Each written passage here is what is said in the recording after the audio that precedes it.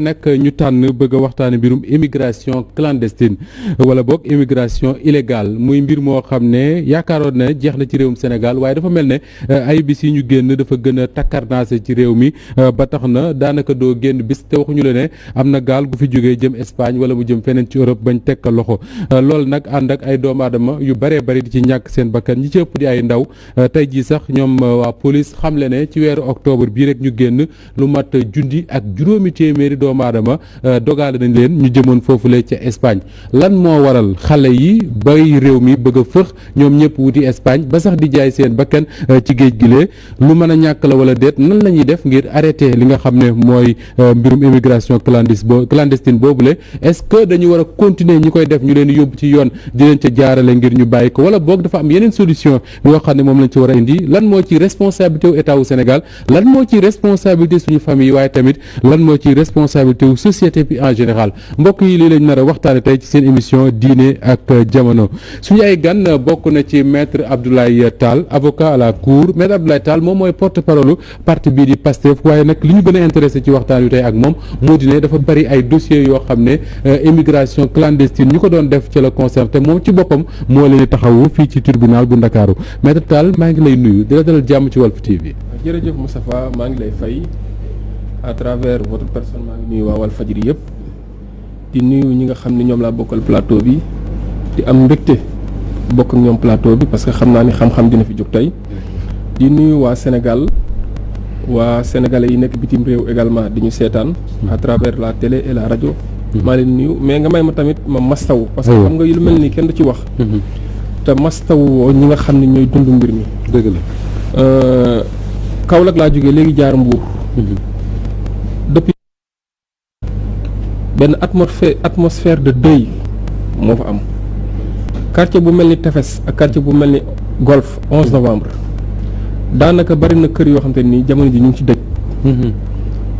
dëj lu ko waral mooy seeni doom faatu nañ ci géej gi li sax ñuy yëg ni faatu nañ mooy ñenn ñi nga xam ne àndoon nañ ci ñoo dem ba yegg woote ne seeni doom faatu nañ ñu sànni leen ci géej ñeneen ñi nga xam dañoo teer entre le Maroc et la Mauritanie si ñu woote nañ fa tamit ne leen diw ak diw génn àdduna faatu nañ si kaw loolu ma leen di jàll di leen wax si leen digaale te leen ñaanal yàlla fi ñu jóge fi ñu jëm gën fañ jógee tey wax également inna lillahi wa inna ilayhi raji'un parce que tamit c'est toujours dur de perdre un fils di jàlle ñëpp surtout bu fekkee ndaw la bu toll ci digg doole surtout ñi ndaw xam nga su ma la waxee ne am na si ñu koo xam te ni sax koo xam te ni dem naa ba xam ni jarbaat la ci man fukki at ak ñeent la am te 14 ans mu génn àdduna si gaal gi tàkkoon ci la bokk gaal yi ñu wax ne moom lañ tàkk au large de Dakar si la bokk d'accord may jaale ay waajuram di jaale di leen masaw encore une fois di wax ni lii yàlla na fi gëj alors Mbour googu ngay tudd sax incha allah suñu yéene mooy dem fekk fa Thierno Da parce que am na ci yenn famille yoo xam ne ci quartier yi nga tudd sax dem na fa seet nañuy dundee dëj boobu nga wax parce que nee nañ ma daanaka bés bu ne ak kër gay dëj te lenn war lu ko lu immigration clandestine su fekkee ne Thierno Da fi yemb na rek fii ak ci biir émission incha allah dinañ ànd ak moom Pape Latir Faye maa ngi lay nuyu yow tamit doomu Sénégal nga boo xam ne yàgg nga foofu la ci Europe li ñuy waxtaane lu la soxal loolu la. asalaamaaleykum Moustapha. waaleykum salaam wa rahmatulah. baax muy mbég jamono ju ne saa bu ñu teewee fii ci Walfadjri comme li may faral di wax fii moom suñu kër la. et donc dañu yëkkati nuyoo ak siyaar teg ko ci loxoy Oustaz Assane mu tegal ñu ko ci loxoy mboolem njaboot ji ne ci kër gi. ñuy profité aussi ci invitation bi ñaanal suñu waaju baax jooju ñu naan Sidi Lamine fa mu nekk tey gënal ko fi mu jógee. donc encore une fois bon Papa Latir Faye certes dem États-Unis ñëw ak lu ñu ko mën a woowee mais en tout cas avant tout cela d'abord je suis sénégalais je suis africain donc en tant que sénégalais en tant qu'africain li nga xam ne kii dafa xew daf ñuy concerner directement surtout au premier plan rawatina nag bu fekkee mooy nekk en même temps en fait dans le cadre du sunu gaal sunu réew nekk le coordonnateur général du mouvement pour la justice le patriotisme et la vérité qui est un mouvement panafricain et panafricaniste à la fois même si ci même foulée bi mën na la je suis consultant en management c'est juste pour au-delà de peut-être lu ci mën a nekk aspect politique que ñu dem surtout ci li nga xam ne mooy wàllu xam-xam bi nga xam xam ne war naa mën a génn ci biir plateau bi te ñu ngi ci seqal suñu xel dal na ci ñoom mu koy tàmbale di siyaar suma sëriñ moom sëñ Bamba mais saaren bi laa njëkk a jàpp ndax ma sañ ko tooñ nuyu suma waa ji sëñ Fall kooku suma sang la Fall Ndiaga Yadam di nuyu aussi monsieur Tall kooku moom la ma xamul maag moom ku ci mën mborop waaw loolu bokk li ñu d'après en tout cas jërëjëf Pape Latir li nga wax dafa am solo parce que ñiy seetaan également c'est important ñu xam ni ñuy jàkkaarloo ñoom ñooy kan alors Mouhamadou Bamba Sarr ancien représentant consulaire foofu la ca Espagne maa ngi lay nuyu di la dalal jàmm. salaamaaleykum wa rahmatulah wa barakatuh. allahu samad lam yalid walam yulad walam yakun lahu kufuwan ahad. allahumma salli wa sallim ala xayri xalaqi wa ala alihi wa sahbihi muhtadi. ñu ngi tàmbali di leen nuyu di nuyu ñi nga xam ne ñooy sa mbokk yi nga xam ne on a la chance. parce que nañ naan hasard amul. waaw tey yàlla moo ñu boole ñu bokk fii donc ay bokk lañu. yàlla na yàlla defal jàmm. lépp li nga xam ne moo ñu fi tax a indi aussi yàlla na ko yàlla mottali ba leeral mbir bi ba nga xam ni Sénégalais yi nga xam doon nekk victime si immigration yàlla leen yàlla suñu borom lu gën loolu ñi si ñàkk aussi waajur yi nga xam ne ñàkk nañ si seen ay njaboot yàlla neen yàlla suñu borom bi yërëmal seen njaboot sa jox leen lu gën loolu amiin c'est yàlla defal ñu jàmm ak salaam ñu nuyu ñëpp di ziar ñëpp di ziar aussi Lamine si bi nga xam ni moo waral mbir mi agsi fii ak ñoom Assane ak sëñ Abdoulaye Diouf ak ñi nga xam ne sañuy soppe la ñu ñëpp di leen ziar di leen baal alors ngir lay taayee waxtaan wi lu dëgër moo tax tey ñu woo koo xam ne moom dafa dund immigration clandestine bi ñu wax parce que li ñuy wax moom da koo tenté jël gaal yi dem jéem a yegg Espagne yàlla dogal la mu dogal ba tey mu ñëw fii toog nar ñu waxtaane ak ñun li nga xam ne moom la fa dund muy Mamadou Fall maa ngi lay nuyu di la dalal jàmm. waaw salaamaaleykum Moustapha ñu ngi lay nuyu assistant plateau bi di nuyu aussi téléspectateur yi Walf TV ginnaaw bi ñu sant yàlla di sang Seydina Limaamu alayhi salaam di ñaan suñu ñaari yàlla xam leen ak di ñaan aussi borom kër gi ñu Sidi la dégg ñu ñaan yàlla sa xel dem ci ki nga xam ne mooy Sidi Lamine man nag maa ngi présenté wu ñu may ooy Mamadou Fall mais ku ñëw caaro yi naan Mamadou Fall defe naa doo ma gis ndax sekkaan lan ma gën a xamee mooy sama surnom nekk l'infatigable serviteur de ma commune du ma wax sax ne caaro yi rek mais damay wax ne partout dans le Sénégal je me suis engagé volontairement pour être leur serviteur serviteur infatigable ci lan ci dénoncer injustice ak di saluer justice bu dëgër. d'accord alors ci yow sax la ñuy commencer suñu waxtaan sëñ bi Mamadou Fall maa ngi wax sax sama biir wax ne li am solo ci sa teewaay fii mooy li ñuy waxtaane xëy na ñun ñii ñu ci bari dégg nañ ko teg nañ seen bët mais dunduñu ko yow ci sa bopp yow da nga koo dund. alors li ma bëgg a xam d'abord mooy ki nga xam ne mooy moom la ñu woowee candidat à l'immigration ki bëgg a dem émigré ji ne day jël gaal ak danger bi ci nekk yëpp bakkanam man cee des d'abord lan moo koy motiver yow bi en tout cas bi nga koy def lan moo la motiver. waaw Moustapha li ma motiver woon bari na xam nga du ma wax ne benn yoon laa ko tenté. ah oui damay njëkk a wax ne bi ma koy njëkk a tenté 2002 laa ko tenté. 2002 nga ko njëkk a def. waaw mais forme yu bokkul boobu ñu ngi doon départ fi nga xam ne mooy Sénégal. jël avion normal jël suñu billet dem fi nga xam ne mooy au royaume du Maroc. bu demee Maroc foofu lañ doon tenté fi nga xam ne mooy immigration clandestine bi même voie la ay gaal lañ doon jël. mais gaal yi Maroc ngeen ko doon jëlee. fa lañ ko doon jël avion wàcc Maroc. jël avion normal wàcc Maroc. oui dem ba fi nga xam ne mooy Layoun. parce que boobu au nord sax lañ doon jàll. mooy Tanger ay Ceuta Melilla ainsi de suite. fekk patrouille bi dafa bëri woon en 2002 côté boobu. ba nit mënatu fa jaar. léegi dañuy mujj rabattre au sud. maanaam da ngay jugee Rabat. wàcc jëm Agadir. jóge Agadir wàcc dem Layoun. ñëw ba fi nga xam ne mooy aussi Dakhla mais man Layoun laa jaar. dans le désert li ñuy wax les déserts. désert la waaw les ergs. xam nga ñaari façon désert am na les reg am na les ergs am na. mais les ergs yi mooy les déserts sableux. fa la nekk man mi di wax def naa fa 3 mois dans le désert. 3 mois ci désert dans le désert du Sahara. di tëdd ci suuf. doo sangu doo. ndox mi ngi naan sax daf lay tëb mais boobu passeurs yi ay marocains lay doon ñoo lay jël si. passeurs yi ay marocains lay. ñoo lay jël si ay marocains lay doon. mais nag boo ñëwee ay sénégalais ngay dajal Maroc ñoom ñooy doy recruter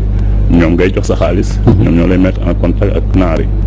fi ngay njëkk a découragé ci dem bi sax mooy. Agadir gi ngay départ wala def 3 jours pour egg Layoun ñu dugal la ci 4x4 boo xam ne 17 personnes lay def. ak 4x4 def ci 17 personnes. 17 personnes mais du am ay chaises dañ koy teggi donc nga xam ne metti na waa boo ci jël metti na mais bi gën a metti na mooy géej gi dëgg la désert dafa la ñuy jaar mais ci géej la war a jaar ay gaal la aussi mais forme gaal ya fa am ak yi nekk fii Sénégal bokkul. donc soo jëlee désert bi def ñaata mois nga wax. 3 mois après ngay doog a jël gaal. après ngay doog a jël gaal parce que naar yi ñooy defal gaal bi. pour dem Espagne. pour dem îles Canaries xam nga ñu naan Espagne. mais gaal mën la départ foofu ba dem Espagne mënta ne mais îles Canaries yi la ñuy wax parce que îles Canaries mooy les îles yi nga xam Las Palmas ak Lanzarote ak Tenerife. ñuy 7 îles yoo xamante ni. espagnol yi ci boppam ñoo ko moom mais îles yi Afrique la gën a jege plus particulièrement. te 3 mois yi ngeen def ci désert ay doomu Sénégal la wala dafa am ñeneen ñu leen di rax nan ngeen koy dundee 3 mois yooyu ci biir désert bi. waaw ni ñu koy dundee Moustapha mooy boo ñëwee dañ leen di def par groupe de 17 personnes yow boo ñëwee mën nga fekk benn groupe boo xam ne ñoom ñoo la jiitu. ñoo la war a njëkk a dem woon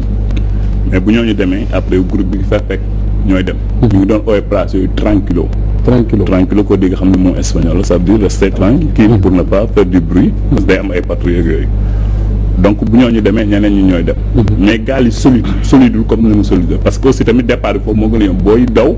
mënoo daw plus de 20 heures de temps 12 heures de temps ngay daw egg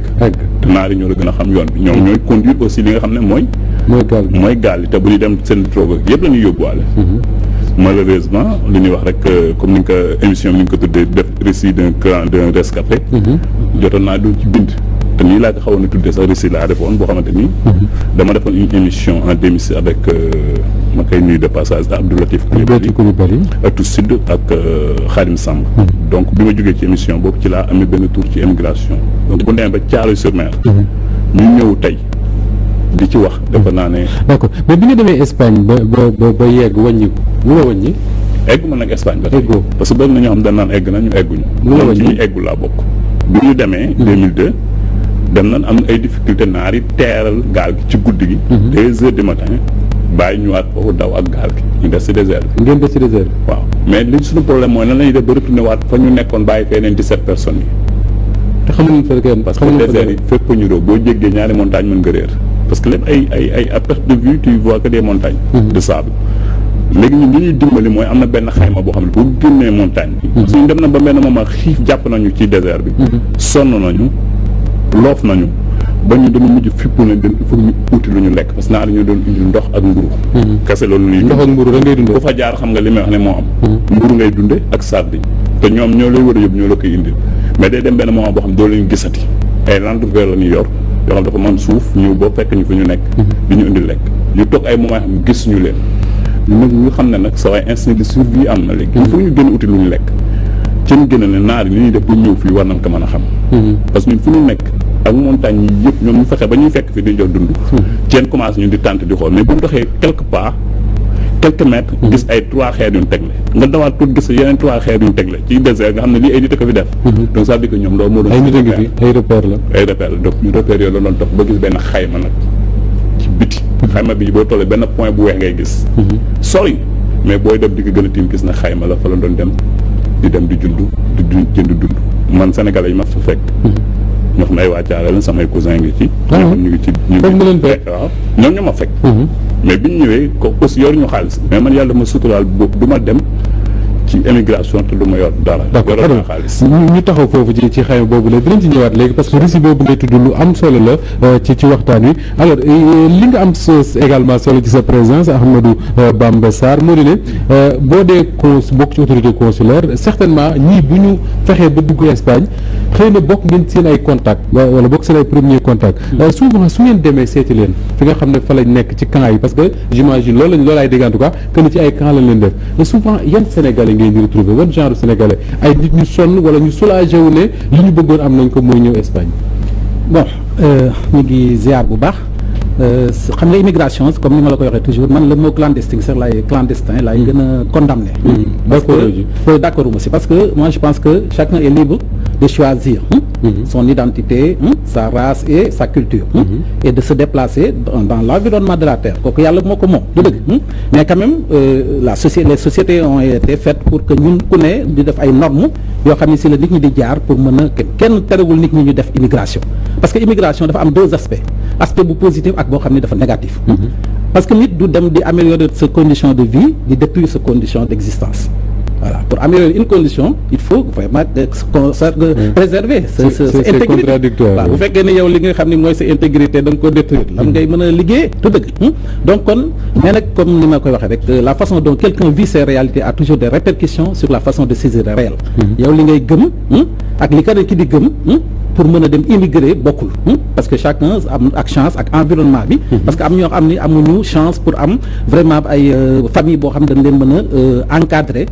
jàngal leen parce que man dama naan moom tëdd ñàkk culture mënul passé nit dem di immigrer sa ñàkk culture aussi dafay am benn répercussion si papa yi am répercussion si au niveau aussi des services yi nga xam ne ñoom ñoo tënk réew mi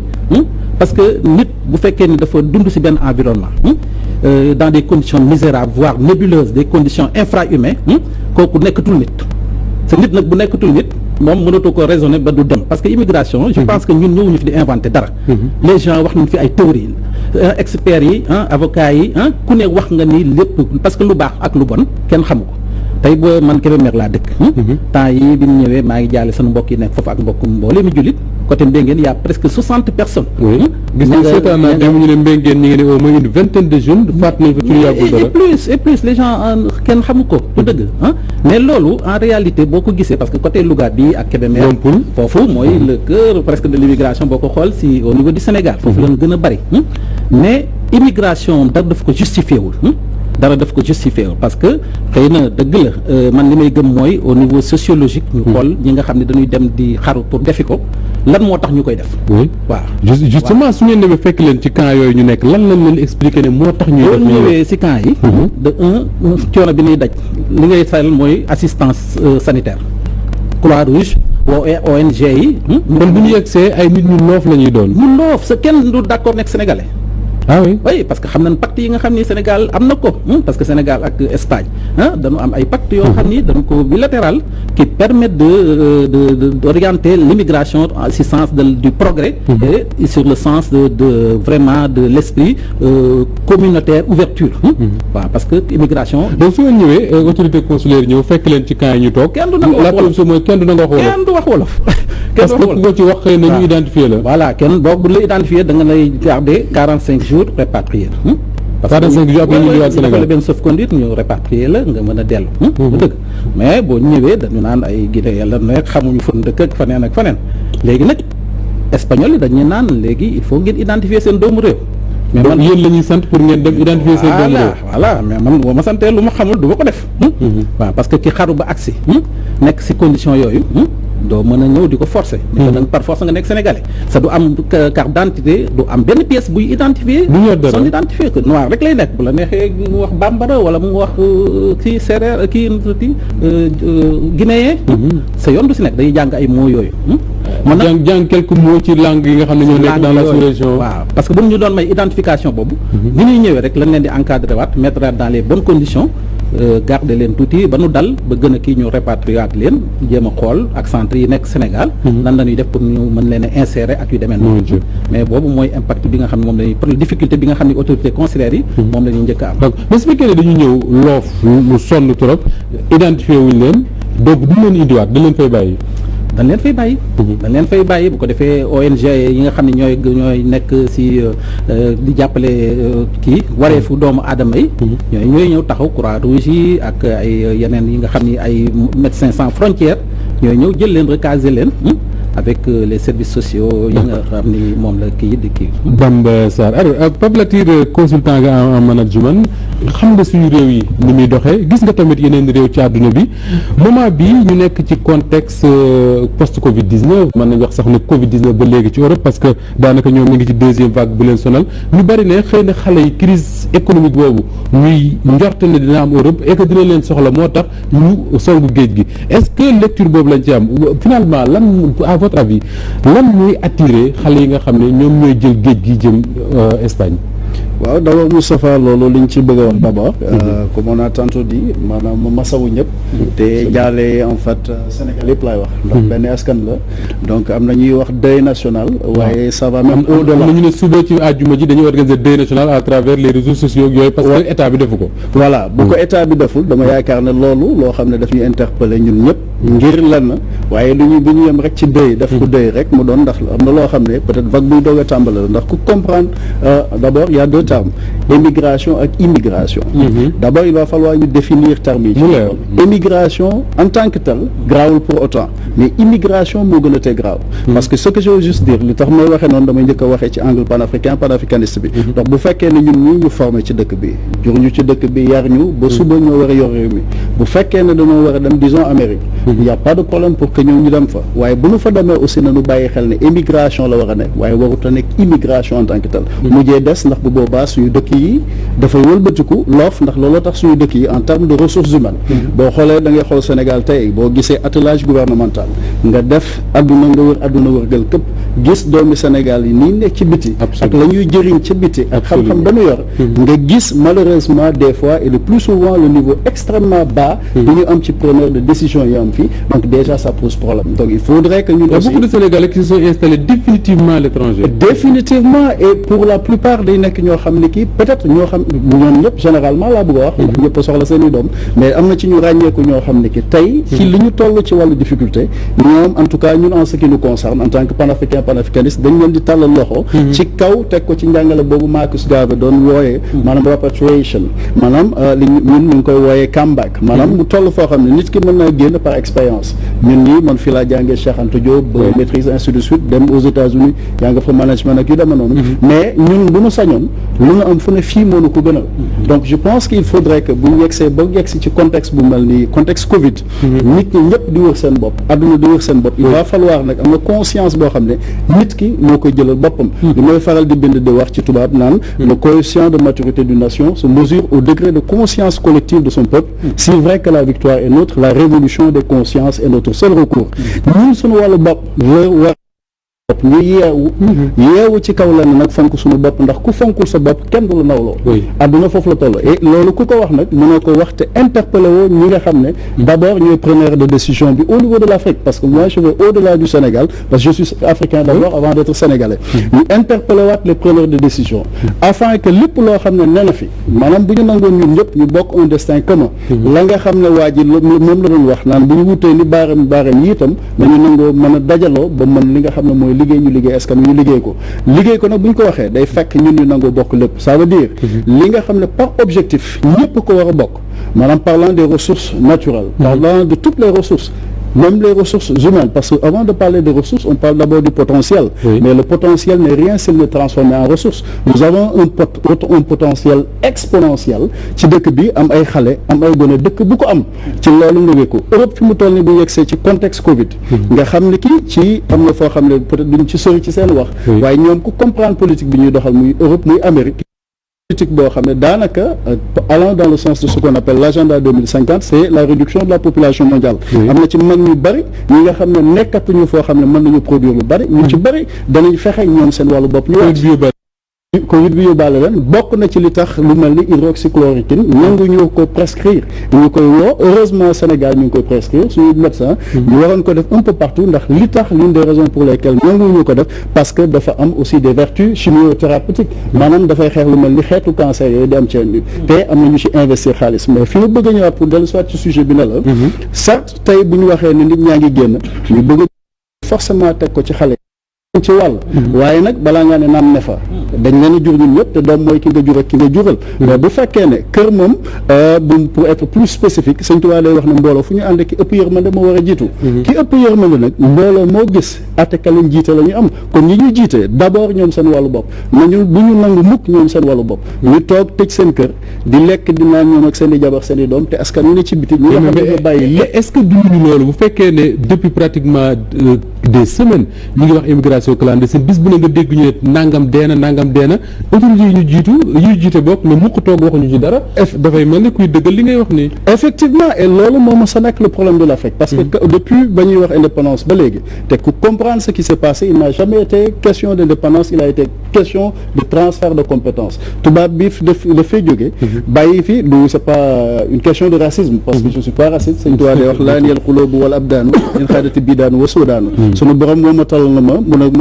xol yeeg jëmm yi ba ñëpp danañu wuyu si maanaam ñu weex yeeg ñu ñuul yi kon nous ne sommes pas dans le contexte ñii di raciste ak yu demee noonu mais pour waxee ko rek ni mu demee ne la tey tubaab bu weex bi mu fi jógee dafay bàyyi tubaab yi ñuul yi waaye boo seetloo tubaab yi ñuul yi sax ñoo yées tubaab yu weex ya ndax xool ko nga xool suñu dëkk yi au moins tubaab bi lu mu mën a mel ak lu ko waaye mën a joxoñ tegoon na fi centre hospitalier yoo xam ne au moins nit ñi mën nañoo faju créewoon na condition c'est pas pour faire l'apologie de ce qui s'est passé que je condamne fermement mais li may wax mooy ña leen wutu ci wàllu woowu daanaka ñoo gën a yées boo ko bëggoon a xoolal tey condition rëbës d'abord laa lay wax ki gën a rëbës tey nga ne ko da ngay toog ci dëkk bi te mu xam moom ni mu mel ak li ko yàlla na toog moom da koy gënal na soldat ba di jaayantee dugg ci armée te mën a dem guerre ñu faat ko fa mu dugg ci gaal gi dem kooku kuy wax ak moom d'abord il faut ñu am ay services yoo xam ne non seulement de réinsertion mais il faudrait que d'abord que l'Afrique ait les dirigeants que l'Afrique doit avoir parce que li tax loolu mbooloo boo leen jiitee da ngay fexe ba lépp loo xam ne na fa ci am ci koom-koom en tout cas pour résumer ma ne la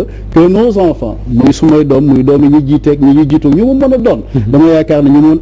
am accès ci li ñu woowe le savoir le pouvoir dans ce pays donc pour faire bref nga la les ressources humaines ñun dañ leen a soxla fii ci dëkk bi dañoo soxla suñuy nit rawatina bu contexte Covid amee ñi nga xam ne ñoo créé Covid ak ni ñu ko créé bokk na ci réduction de la population mondiale mais surtout ñun suñu wàllu bopp ñu daaneel suñu maigre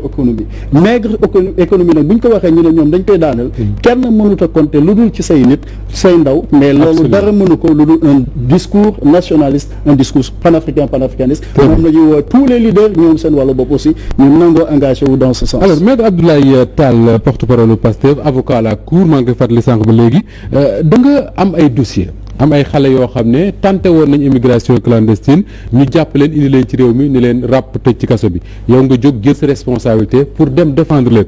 d'abord ñu jéem a xam d'abord xale yooyu parce que bi ma koy wax fi léegi mu jege weer déjà xale yooyu ci lan lañ nekk xale yooyu ñu jàppoon déjà.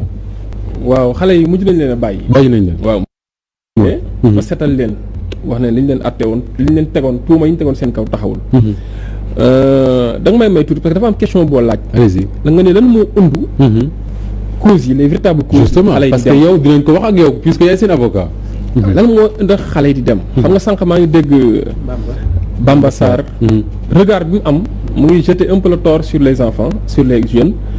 parce que man xam naa parce que c'est un ancien consulaire agent de l'État ñoom immigration regard bi ci am ak ñun ñi nga xam dañuy toog di ko vivre suñuy mag suñuy rakk ci di ci dem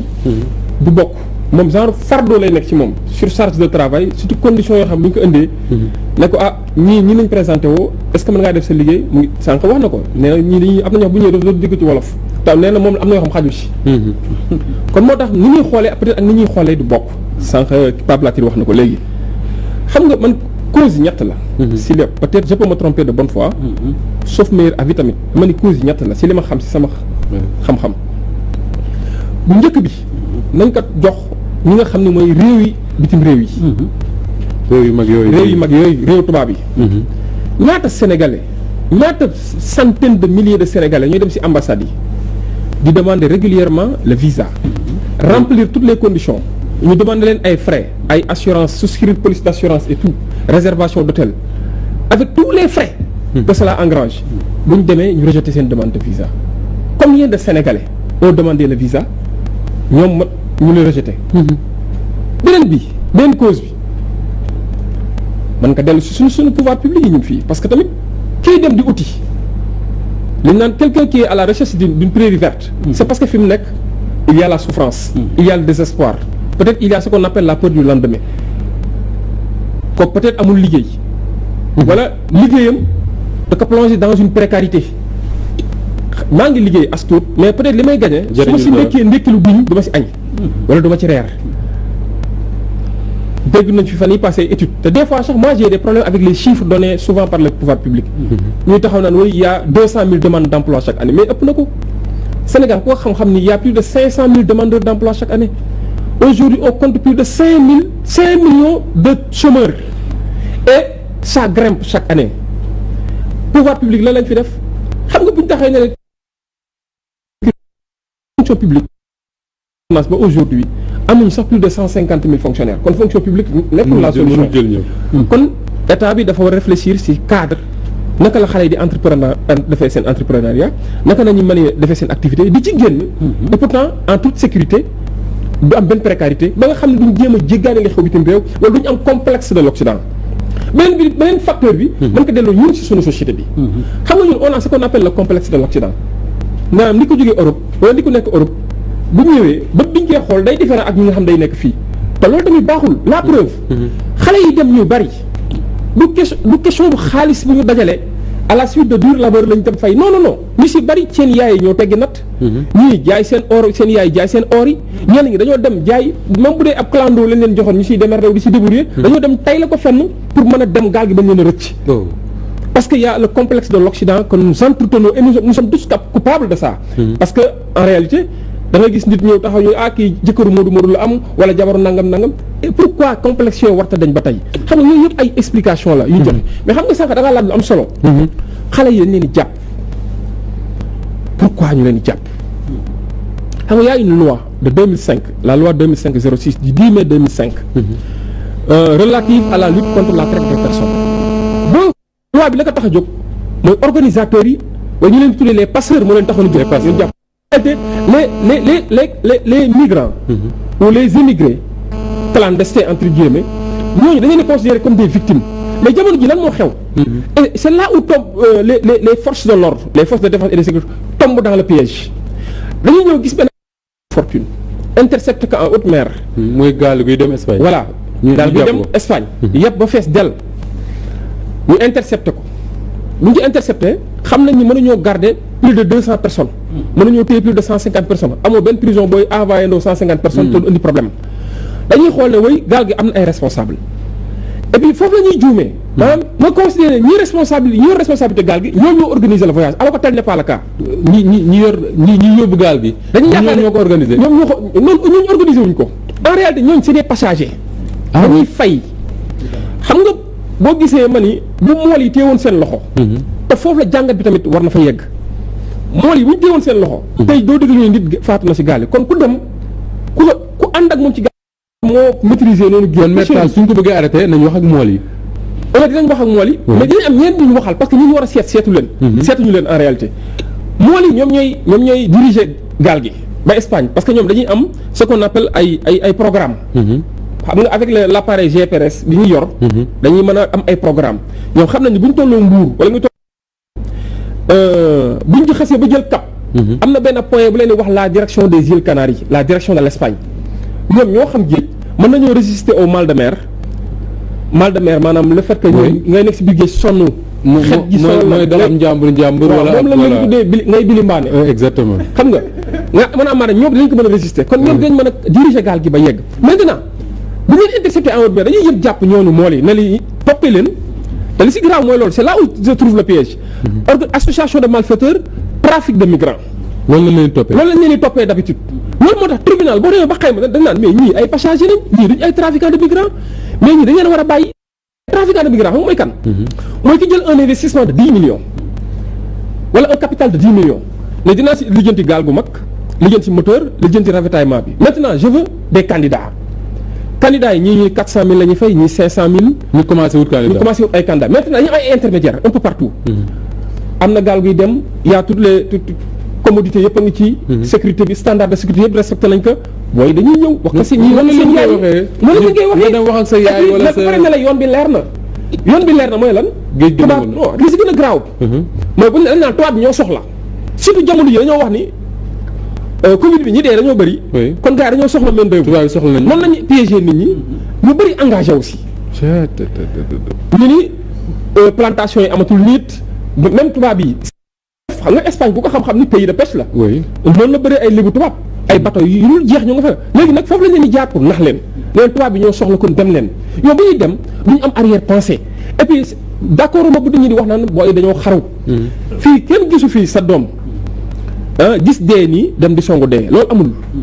kenn gisu fi sa doom yow nga am sa doom neka demal mën naa am nga dee ko mën naa am nga dund loolu amul c'est parce que en réalité ñoom ñëpp dañu am certitude am espoir ne ñoom dañuy yegg kon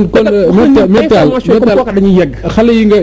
Mbuur nga dëkk ci dëkku pêche xam nga bu baax quartier yi mbir mi yi gën a tàkkaat naa sa fan yi li ma bëgg a wax mooy xale yi bu ñuy dem amuñu benn yaqin ne mën nañ ca ñàkk seen bakkan dañu am certitude dañuy dem dañuy àgg parce que yoon wi leer na comme ils disent. xam nga doomu lébu wala doomu géej nga ne nga géej ngay jaar moom mooy la voie la plus naturelle pour ses déplacements. moom jaar ci tali bi lay mel. moo jaar ci tali bi sax pour moom jaar ci géej moo ëpp sécurité xam nga kooku boo taxawee ne que tubaab bi soxla nañ toll nañ ci nawet wala nawet baa ngi bëgg a jeex ndox mi day tàng géej gi des fois day calme oui nit ñaa ngi dem fan yi pass yi gis nga si ay vidéo yu viral d'ailleurs yuy circulé ay xale yu filmé si bopp naan gars yi ñëw leen y a rien sur la route tout est clair am na sax maa ngi si gis nit muy tooñ naan yaa ngi toog sa jabar mu lay cuuraay foofu aaro ko yoon bi leer na fii ñëw leen ñu dem espagnol yaa ngi nii ànd ak ñun duñu escorté marine baa ngi nii duñu sécuriser gars yi ñëw leen xam nga loolu boo ko waxee xam nga seen Cheikh Al Maktoum dafa wax lu am solo te dama koy faral di mu ni xale mooy yar xale mooy yàq xale gars yi ne que nan la xale di yaree xale mu ni xale bu yeewoo si internet moroomu xaleem la gis wan ñoo ko koon les technologies les nouvelles technologies de l'information et de la communication xale bu dee ba si intéressé c'est parce que moroomu xaleem yor na ko mu gis na mu intéressé wu xale mooy yàq xale mais également xale mooy dugal risque ci xale loolu moo tax ay xale bu ñu àndee souvent ki gën a woyof bopp moom mooy nekk xaw ma saraxu groupe bi ba nga xam ne moom la ñuy def loo yenn yi la preuve ba xale yi yéggee dañ leen taxaw ne ñëw leen yoon bi amul danger mais boo xool en un temps record ci une semaine plus de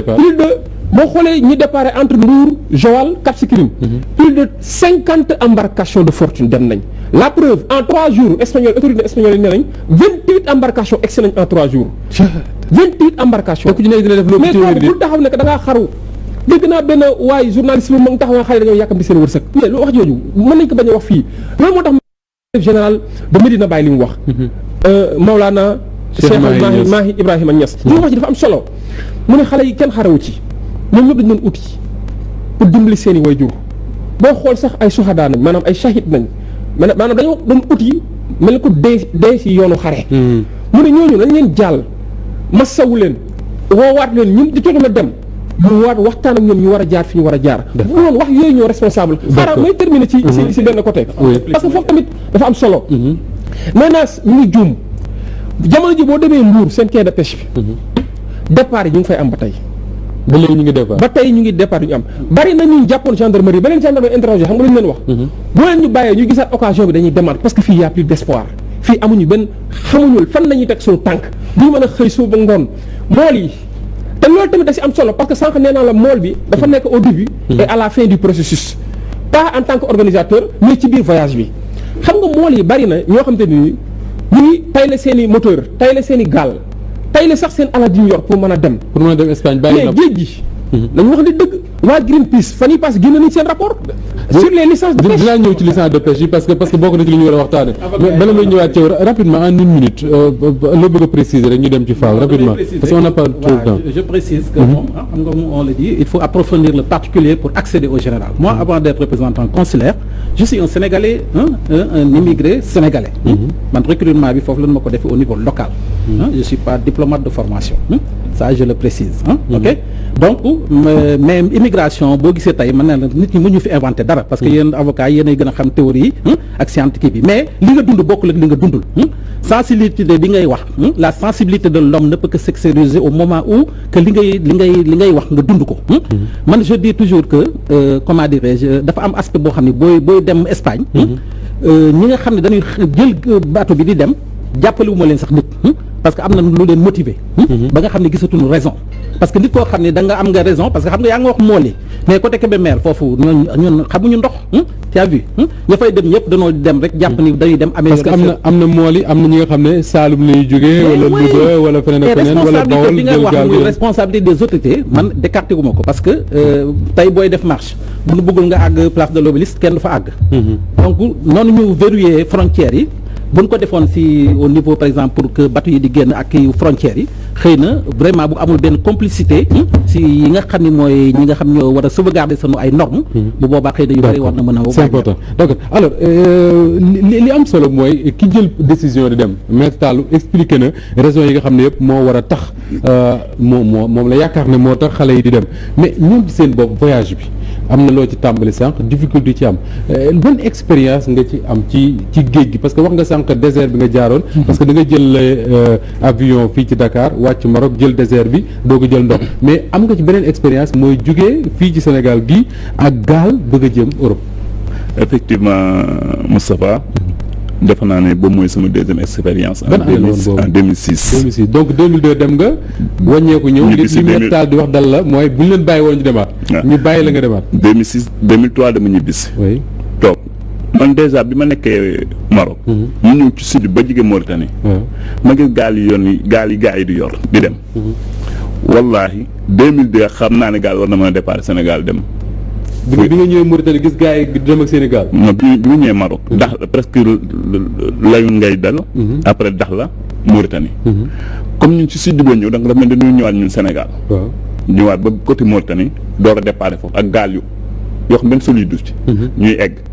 ci laa xalaat man. personnellement en 2002 que ne gaal war na mën a jóge Sénégal. surtout fi laa tourné yow xalaatoon nga ko. xalaat naa ko wallaay xalaat naa ko que ne 2002 boo xalaat naa ne gaal war na mën a jóge Sénégal dem Maroc. dem Îles Canaries yi. parce que gaal yi ñu yor ñoo gën a solide. moom la gën a dëgër gaalu marocain yi. foofu parce que mu leen lee fii laa tourné donc man ci fii laa tourné yi laa duggoon. nga dugg ci 2006 Caaroy Géej laa dëkk. 2006 bi nga ci dugg fan nga ci départ Caaroy Géej. non Saint-Louis. da nga dem ba Saint-Louis. Saint-Louis laa départ. nu muy demee comme bi di Taal. waaw boo dëggee Caaroy Géej j'imagine que boo bëggee dem ci tefes gi dem directement moo gën mais lu tax dem ba Saint-Louis dafa am benn organisation benn mafia boo xam ne mooy organiser ba ngeen daje Saint-Louis ou bien. voilà xam nga 2006 li ci deewagul fi mu toll nii. mais deewoon 2006 waaw deewagul ci 2020 bi te bu toogee tuuti 2020 dina ëpp ñuy dee. waaw xam nga la moo tax parce que nee na gars yi ñu ngi dem ba léegi. waaw xam nga la moo tax. xam nga 2006. technologie bi développé woon nii smartphone yi amul bariwul. léegi koo gis yaa ngi yor sa smartphone. à partir de ton smartphone en 2020. oui. sans GPS.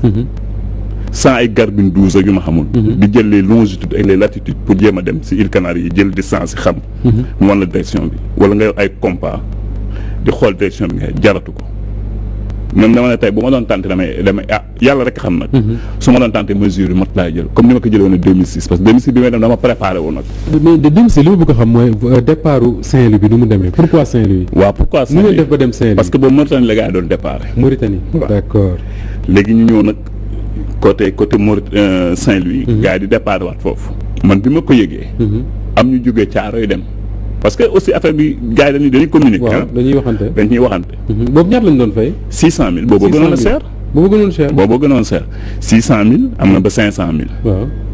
la gars yi di fay pour dem. man bi ma demee Saint-Louis départ bi ñuy départ maa ngi départ le 4 avril le 4 mars. le 4 mars. 2006. 2006 ban heure. ñu ngi départ vers midi 1h mais départ ñu pour dem parce que 2006. le ministre de l'intérieur. Ousmane Ngom. waaw dafa waroon def benn manifestation Saint-Louis. waaw. ñu ci manifestation bi doon dugg jaxasoo nit ñi dem fi nga xam mooy Langue de Barbarie ay gaal yu ndaw ñoo lay jàllale. yóbbu la fi ci filaatourné bi mooy gaal gu mag bi nga traversé l'embouchure. bi nga xam ne mooy le fleuve Sénégal.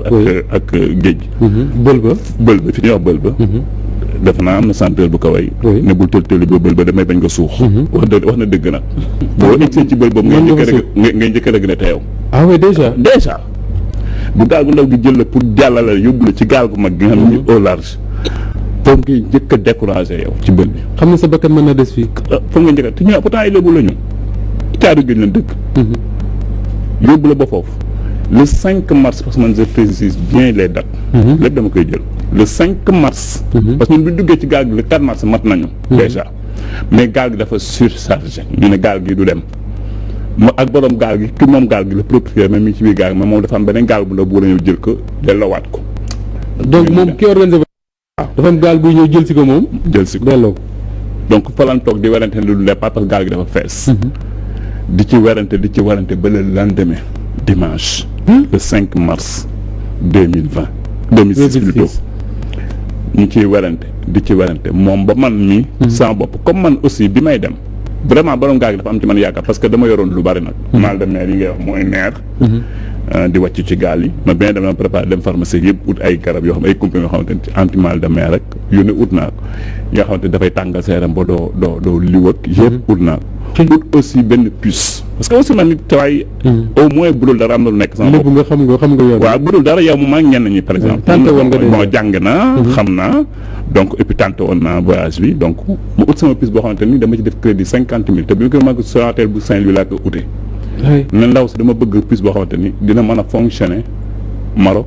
ak Espagne parce que dama war a voyage boole ma ci Mauritanie parce que dama ne Mauritanie bu ñu fa desee peut-être dina am moyen bu ñu retourner mu jaay ma puce bi def ci 50 000 crédits na ma dina dox ci pays yooyu ndekete puce boobu pour mu dox ci pays yooyu il faut mu def 3 mois de dox Sénégal 3 mois d'abord doola mën a actif sur roaming bi li ñuy wax la roaming mais bi may dem dama yóbbuwaale sama puce bi nga xam ne mooy bu Sénégal yàlla def ñu def 11 jours ci géej gi 11 jours ci géej 11 jours mais parce que man su ma déggee mooy boo déparé Mbour yenn heures yi 5 jours peut-être 5 jours mën nga dem mais 11 jours effectivement parce que géej gi bokkul ak lii ay mer la lii ay océan la bokkul te moment bi ñu demee c'était pas le moment favorable mois de mars géej googu bateau yi sax da nga koy moytu boo demee ba ci biir benn moment ngay romb ay drapeaux yu rouge ci biir géej ay bouées yu ñu teg moom ay drapeaux yu rouge ça veut dire que yaa ngi dugg ci danger mu ne danger boobu la ñu romb danger bi ba gis uul yoo xamante ni je n'ai jamais vu et je bëggatuma ko gis sama àddina des mers aussi houleuses vraiment man ma xalaatuma ko gisaat sama àddina de uul yoo xamante ni vraiment ngeen ni ci biir gaal gi vraiment dina am ñu wadd ci géej gi ñu yàllaa ñu suturaal parce que gis nga booy dégg ñi naan gaal yi dafa am ay du ma ko dàq nag dafa am ay saytaane dafa am nitu guddee waaw non gis nga man gaal gi ma duggoon pratiquement les 70 ci gaal gi ñëpp Thiaroye-sur-Mer la ñu dëkk un ami boo xamante di ay lébu un ami boo xamante ne man ak moom daanaka ñoo fawandoo te moom Saint-Louis lan daje yëgu ma ne day dem yëgoontewu leen waaw laayeen ñu daje fi nga xam ne benn kër laa ko fekk Saint-Louis moom war a dem bu ngi tekk benn photo boo xam ne Chérif Ousseynou Laye la ci def dama ko wan ni man ma génne sama kalpe wan ko photo Seydina Issa Maam Seydi doom Seydina Limaamu alayhi salaam wan ko moom ci biir gaal gi bi ne ba ci gaal gi ban def ay 10 jours bañ retourné bi ñu defee 6 jours danañu dañuy retourné ndax gaal gi da mënatul dem dafa paan non paanul mënatul dem mënatul jàll uuli ca bu nu forcé ñu ñëpp ay dee laa ñu décidé dañuy retourné ci retour bi nag comme ñoom du ñu nelaw dañ dem ba hallucination dafay am c'est normal moom ci boppam moo ma sonal kenn man maa ko fekk seen kër Thiaroye nekk kaan dem ci gaal gi donc ma xam ne kii nekkatul te maa ngi jaaru moment boobu ci li ñuy wax chantier bi boo xam dafay am këriñ am xal ñu ciy jaar ndax sedd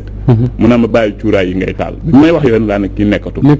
un moment ma ne ko da nga war a toog nga ma sama jàmm mu ne ma yaa ngi jël suñu kër indi ma ba fii mer nag mais yàlla xam ne bi muy tëb di génn gaal gi Abdou Samba Diop la tudd tëb génn gaal gi dafa tëb 3 heures du matin xam nga lu ma wax bi mu tëb di génn gaal gi xanaa yow dëmm nga et pourtant waa Thiaroye ñu ngi may déglu xam nañ fi ma bokk xam nañ fi ma doon mais ba mu déliré xanaa dëmm nga gaal gi ça veut dire que bu ma nekk woon ak ñoo xam ne ay waa Thiaroye lan peut-être dina ma tam ci gaal gi am ñoo da leen a tam ci gaal yi ba rey leen sànni leen bari na ci mais nag Moustapha il faut ñu situer responsabilité yi. oui dinañ ñëw ci responsabilité yi léegi. alors foofu il faut ñu dugg ci daal. amul benn problème dinañ wax ci responsabilité yi parce que lii c'est extraordinaire ñu def Espagne kon àgg Espagne ñoom xale yooyu la autorité consulaire comme ni nga ko waxee sànq benn responsabilité mooy tegu seen kaw. mooy ñii seeni doomu réew lañ ñuy làkk wolof ak ñuy làkk pulaar ak ñu bañ ko moo ci yem mais ay doomu Sénégal lañ alors ñoom ñi àgg si Espagne ba ñëw est-ce que di ngeen xam bu ngeen waxtaanee ak ñoom que ni am na ñu des ci géej gi wala boog buñ ci wax dara y a pas d'information à ce niveau là. non information yi doo ko mën a am parce que. duñ la ko wax ñoom tal nga sa bopp. parce que fatigué nañu sonn nañu. ku ne boo ñëwee da ngay gis situation yi nga leen di gis sax en réalité du la permettre pour des nit. nga nekk di leen interroger mi ngi mel ni une personne en danger mais li nga bëgg war a def mooy nga secourir leen. sa bu ñu wàccee gaal gi ba daw traverser plage yi ba ak ca camp ya voilà doo leen fekkee doo am xelu di leen laaj leen lu dul fexe ñu seen bakkan kii sauvé. voilà nga xool leen condition sa beneen aspect aussi maa ngi rejoindre maître si côté boobu moo tax ma def précision bi ma def sànq parce que man je ne suis je défends la condition humaine je parle avec réalisme et sans complaisance man système yu jaxasoo ma si dugg quand j'étais là-bas représentant consulaire le consul général toujours me rappelait à la raison gardée c'est toi qui signes des choses que personne ne peut signer. Parce que man ce qui m'intéresse.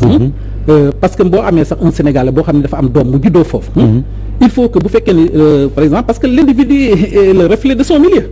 bébé bi juddoo foofu dëkk il est espagnol nekkul ci territoire sénégalais. mais si bu juddoo foofu il demande au consulat de faire une attestation négative pour que ñu mën a wax ni kii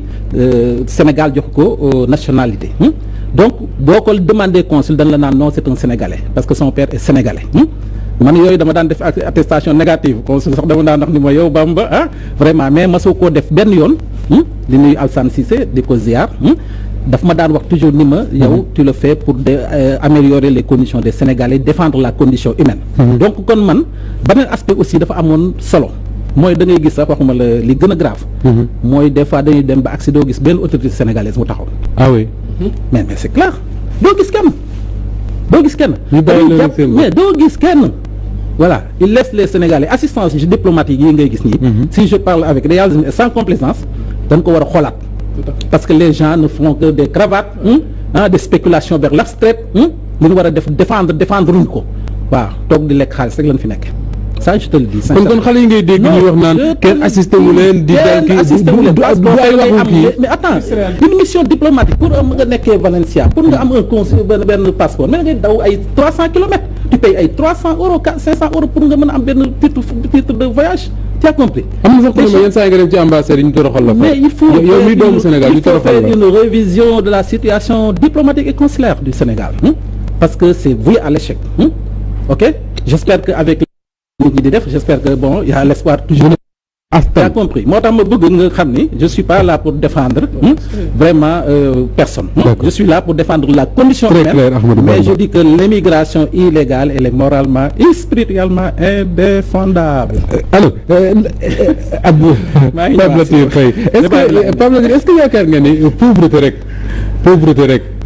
boo xam ne ñëpp ci famille Sénégal yi quand même dund nañ ko est-ce que war na mën a expliquer lii nga xam ne moom la Fall raconté sànq parce que bi muy raconté voyage bi ak nu mu demee ak difficulté yi nga xam ne moo ci am da nga naan mais finalement loolu toog ci Sénégal gi ak ndool moo ko gën est-ce que pauvreté rek mën na expliquer risques yi xale yi jël. waaw d'abord faut ñu définir pauvreté ndax la pauvreté ne se définit pas en termes pauvreté yëpp yemuñu. waaw maanaam pauvreté du wàllu alal du wàllu xaalis. d'accord wàllu d'abord conception bi nit ki am ci boppam la ak valeur bi muy jox boppam. d'abord loolu mooy définir pauvreté. bu fekkee nag ki koy définir du point de vue économique jàppee ko di ko exprimer en termes de francs lu bari mën naa sokke loolu ndax aussi am na loo xam ne kenn mënu ko jàngat. te aussi dugul ci li ñuy woowee le côté sociétal et le côté sociologique aussi de la question. parce que malheureusement fi nu dëkkee Sénégal la ñuy wax surtout principalement dafa am souvent benn culture boo xam ne wala lu dugg ci suñu culture boobu loo xam ne waru ci woon a bokk ndax li muy waxee noonu mooy daanaka yàlla suñu borom mooy wërsëgalaate suñu borom mooy joxe wërsëg suñu borom mooy tax ay nit bokk ay nit dama yaakaar ne bu nu bokkee la leen wax rek mooy bokk bëriwaan na ci ñoo xam ne peut-être comme ni ko sawaay doon waxee peut-être am na fu nu jógee am na condition yu gis yoo xam ne mënatuñu koo supporter ba xëy na mu yóbbee leen ci dem ci yu mel noonu ak li ñuy dégg ak li ñuy gis saa su ne donc je pense que d'abord et avant tout balaa ñu joxeñ baaram gone yi seen bopp ñoom ñuy dem d'abord dañuy fexe benn mbir sa waay mu ngi koy wax léegi monsieur Tall maanaam kii def demande de visa le minimum serait que tey boo demee nga def demande may ñu la ñu mën laa delloo au moins la nga ca def mais bu fekkee da ngay perte loolu voilà ñu koy ramasser di amasser loolu yëpp di ko yóbbu day niroog rek ni ñuy amasser xaalis bi ñuy amasser si suñuy test Covid di ko yóbbu te ñun daanaka mais ku la régler loolu est-ce que du fulay état yi ñu yor suñu état yi effectivement parce que benn en termes de solution tey ci suñu état yi bien sûr d'abord challenge bi njëkk am d'abord la libre circulation des personnes et des biens au niveau de l'Afrique da ngay xool ku jóge woon fa la yor passeport américain wala passeport français mën nga def pratiquement pays yi ëpp ci Afrique pendant que pays passeport bi nga yor Sénégal même si CEDEAO la ñu yor léegi daanaka am na pays yu bëri état yu pays yu bëri mënu faa dugal déjà loolu dafay expliquer conditions yi nga xam ne ñun nekk nañ ci bu loolu jàllee aussi ñu ñëwaat ci en fait je parle toujours sous l'angle en fait africain panafricaniste boo xoolee suñuy dëkk yi tubaab bu weex bi mu fi ñëwee da ko defoon lu ñuy wooyee d'abord par définition ce qu'on appelle un enclos colonial maanaam gétt Pellier ma koy gën a xam naa monsieur Tall ma koy gën a xam boo ne gétt da ngay rëdd fii nag yee xar yi dëkk fa di fa fanaan di fa lekk di fa def lu ne ñu da ko fa def mais daanaka ñoom du ñu ay propriétaires fonciers moom muy suuf si mënuñ ko garantir fenn donc la première chose bu fekkee l'une des choses en tout cas yu war a njëkk a def bokk na ci tey fexe ba génn ci contexte boobu ce contexte colonial bi nga xam ne moo tax au niveau de l'Afrique ñun ñu mel ni ay doxandéem fi ñu dëkk li ma la ci bëgg a wax boo jëlee 85% des terres du Sénégal 15% 10 à 15% la Sénégalais yi moom les 85% ay nit maanaam état bee ko yor domaine national ñoom ñoo yor affaire bi téye ko Sénégalais yi amuñ ci accès dama la ci jox benn exemple boo demee tey doomu béykat ba man mooy doomu séeréer mu jaxaw siin dëkk jaxaw dëkk Fatick donc nga danga fay dem tey nga fekk sama nijaay yoo xam ne téeméeri at a ngi nii tool ya ñu yor ñoom ñoo ko mos a moom ndax seen i maam ba seen i baay ba ñoom tey mais mënuñu ko lever nga dem Casamance noonu nga dem Fouta noonu nga dem fépp foo dem ci réew mi pour nga gis béykat boo xam ne mën naa jël terre hectares yi mu yor tey dem ba ca banque ba bancariser ko pour mën a am garantie tey mu am ay tracteur wala mu am ay semences wala mu am même matériel agricole wala ay engrais yu demee noonu daanaka mënuta ne loolu li ko waral nag mooy tubaab bi mu ñëwee daf ñoo jàppe ay mala tëj ñu ci dëkk bi jox ñu passeport boo xam ne daanaka njëriñam bariwut mënuta dem fan ñoom buñ bëggee ñëw te ñun buñ bëggee dem duñ mën a dem bu fekkoon ne teg nañ conditions yi foo xam nit ñi mën nañu def régulièrement et légalement ñu demander ña nga xam ne mën nañoo dem je pense que ñun sax du point de vue étatique waruñu encourager pour autant dem dama la ci jox benn anecdote dama assister pour bañ a rek surtout sori ci côté ba mu mel na ngay farek diw mais dama mës a assister benn séance bi ñuy def fii au Grand Théâtre ñu ne alors dañuy def remise de prix ñu jël les meilleurs élèves ñi nekk foofu ñu leen di jox ay bourses sous la présidence même du président du chef de l'État voilà du chef de l'État mu toog chef de l'État bi toog pour ne pas le citer mais mu toog ma gis avec en fait tout cet arsenal autour de lui du point de vue institutionnel ñu toog ñu ne alors ñii ñoo jël paie ci réew mi waaye je suis enseignant aussi j'enseigne le management à l'université mais tey nga jël ñooñu nga xam ñoo dàq jàng ci ñun xalaatu loolu ne dara nga leen mën a rémunérer lu dul nga ne la alors day am bourse dafay dem Canada pour dem étranger maanaam boo ko ne na dem Canada man mi Amérique jànge naa fa su ma étude supérieure mais boo ko ne day dem tegal ko ci aussi condition yoo xam ne mooy tax forcer son retour d'abord c'est le minimum bu ko defee bu ko deful donc amel na ko état bi quand même amel na ko état bi amel na ko Sénégal ndax quand on parle de l'état mooy li ma moom li nga moom li ñun ñëpp ñu bokk ñu dagg ñun ñëpp jiital kenn suñu biir donc encore une fois ci solution yi bokk na ci ñu am garantie ci suuf si ba nga xam ne sénégalais yi seen bopp les sénégalais des profondeurs ñu dëkk ci biir dëkk bi ca biir laa waxuma ñun ñi dajaloo Dakar di lak ak ça mais ñooñu nga xam ne yor nañuy suuf te suuf si ñun ñëpp ñun ñu bokk ko suñuy doom comme je dis souvent cette belle terre que nous appelons le Sénégal sinon l'Afrique nous ne l'avons pas hérité de nos ancêtres nous l'avons emprunté à nos descendants kon bu nu ko mujjee mourir bu fekkee ne suñu doom lañ ko àbb loolu nag je veux juste dire dafa bokk ci solution yi ñu régulariser en tout cas légaliser du point de vue li nga xam ne mën naa nekk ci ku bëgg a dem mais surtout aussi sénégalais ñu tàggat leen ci kaw ñu choisir émigration sur immigration voilà pour ne la nag foofu nag xam naa ci lay daane la ne la maanaam suuf si nanu génn ci domaine boobu nga xam ne état bi dafay ñëw moom dëkk bi comme ni ko tubaab bi mooma woon tëj nit ñi ci biir ñu fexe ñu jox sénégalais yi ay garantie jox leen suuf si sénégalais yi mën a am garantie mën ko bancariser avec la garantie de l'état du Sénégal comme de tous nos états Faye alors maître Abdoulaye Tall fan yi li ñu dégg ci état wu Sénégal quand même wax nga sànq ne ñi nga xam ne ñooy organiser voyage yi bokkul ak ñi jàpp ñi nga xam ne ñooy dem également mool yi am na rôle bu am solo bu ñu ci joué mais du ñoom rek am na ñuy jóge ci yeneen i dëkk fu mel ne Kébémer ak yeneen i dëkk sax ngir dégg ne voyage day am ñu organiser comme bi ngeen organiser Saint-Louis ñëw dem mais suñu déggee autorités yi ñuy wax le chef de l'État lui-même la police par exemple dafay wax ne intercepté nañ 1500 nangam personnes jàpp nañ 29 passeurs nga dégg le président de la République mu ne renforcer na les moyens de l'armée pour ñu surveiller nangam ak nangam est-ce que renforcer les moyens de l'armée ak engager des poursuites judiciaires mooy li arrêté clandestine loolu mën na ko arrêté xam nga dafa baax ngay remonter le temps xam nga immigration clandestine fexe na ba tubaab yi créé nañ seen concept imposé ñu ko jox ñu ko définition mais traite négrière si yenn moyen la tubaab daan fekkee fii suñuy maam ak suñuy maamaat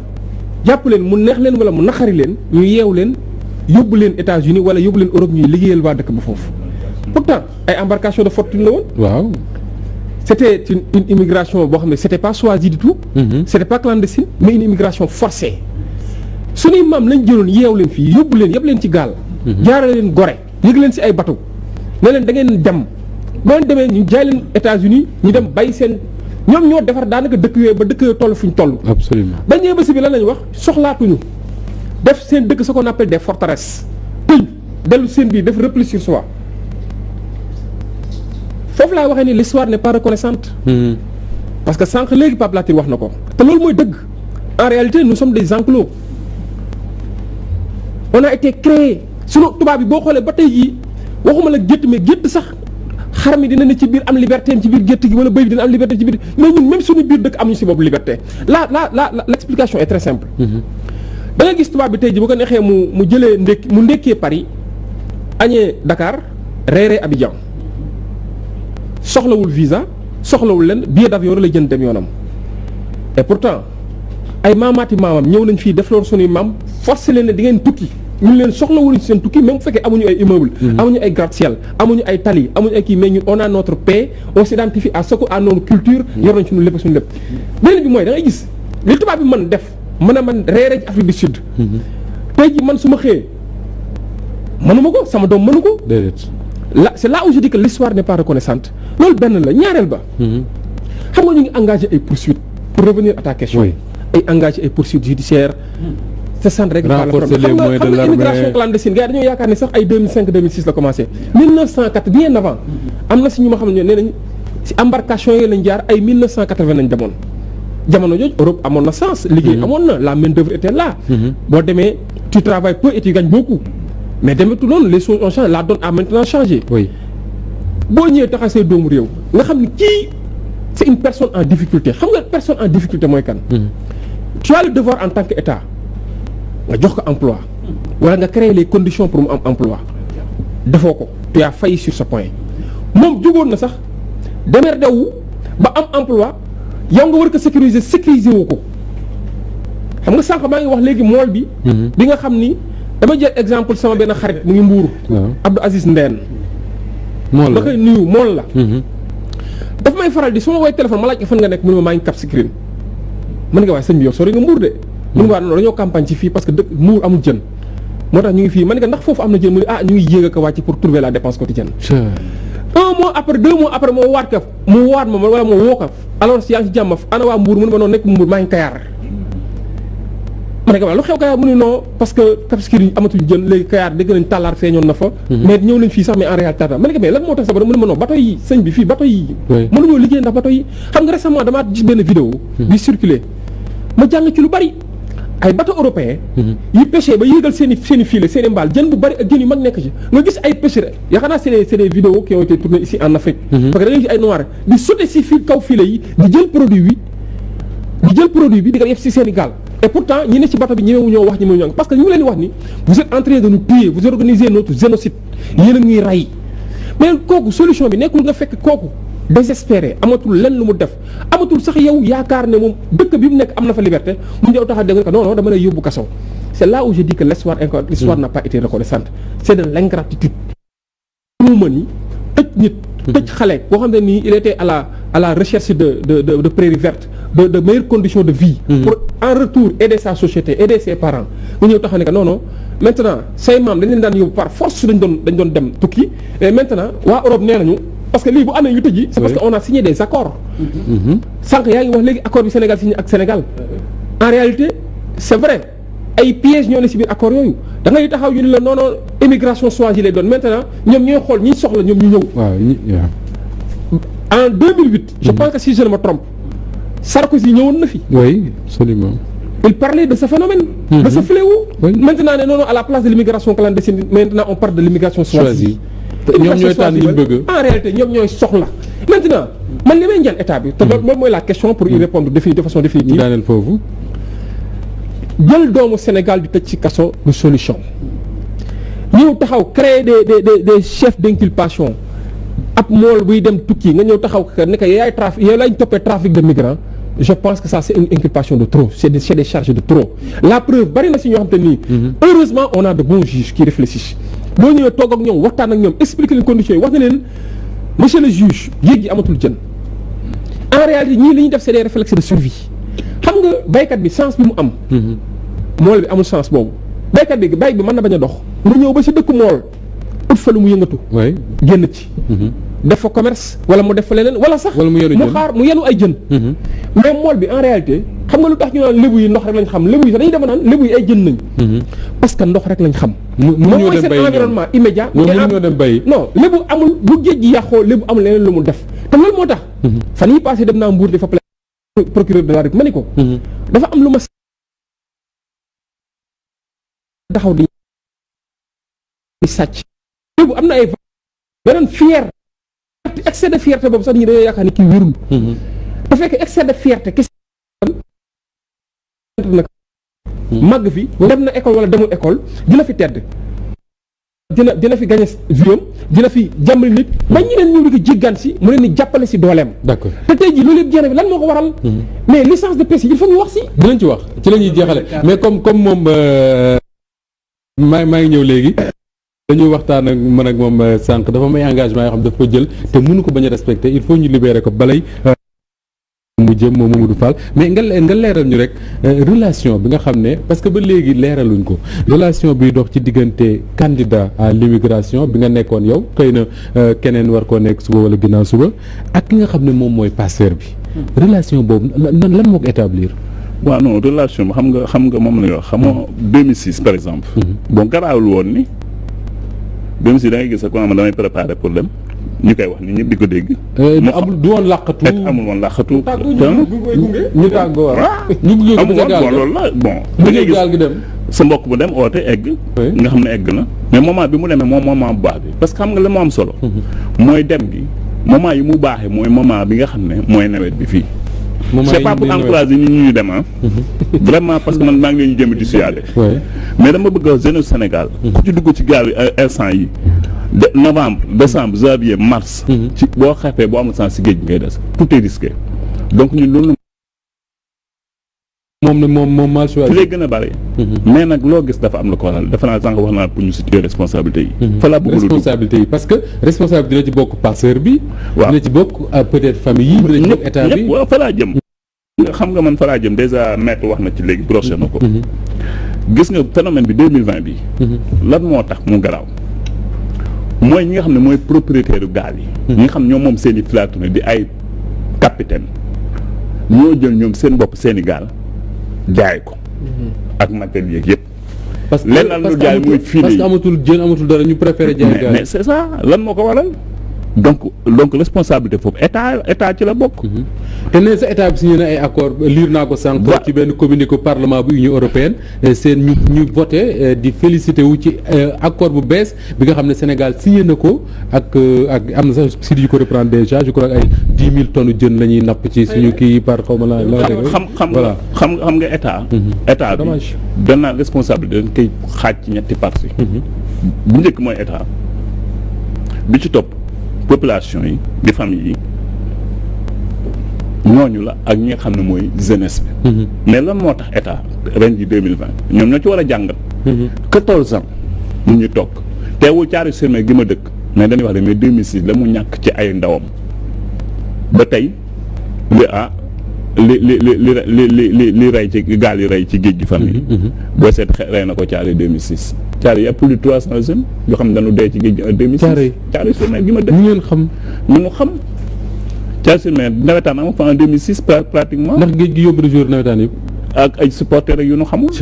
yaayi bàyyam Diouf bi ngeen di dégg on habite ensemble doomam ca la des moom au moins boobu léegi mu ngi taxaw di dajale femmes yi nga xam des femmes veuves ñi nga xam ne seen i doom dañ ci dee ak ñoo xamante ne ay orphelins lañ seen i baay bi ñuy dem dañ leen a bàyyi ñu nekk ay tout tànk mais état waroon na prendre en charge ñooñu ñëpp. état bi deful ci ñooñu dara. kan moo fa nekkoon jamono ji mais parti démocratique sénégalais ñoo fa nekkoon. man mi di wax yow fu ne dem naa fa ñoom ci immigration 2006 bi ci le président Abdoulaye Wade lancé le plan REVA il faut ñu fàttali ko. revenir tout en arrière. lancer le plan REVA pour lutter contre l'immigration irrégulière clandestine bi plan REVA yooyu ñun ñu pôle yëpp dama faa dem taxaw Farba Senghor moo doon le ministre à l'époque de l'agriculture pôle yëpp dañ man fa taxaw ñu ne ñu lii yéen lañ ko defal tool yi mais ana tool ya ba mu ñoree ba pare mais bi du benn immigré benn rapatrié boo xam ne gis nga ci dara kenn waxatu ko moo xam ne si bi muy jógee Maroc di ñëw di seet si Ablaye Wade ci plan REVA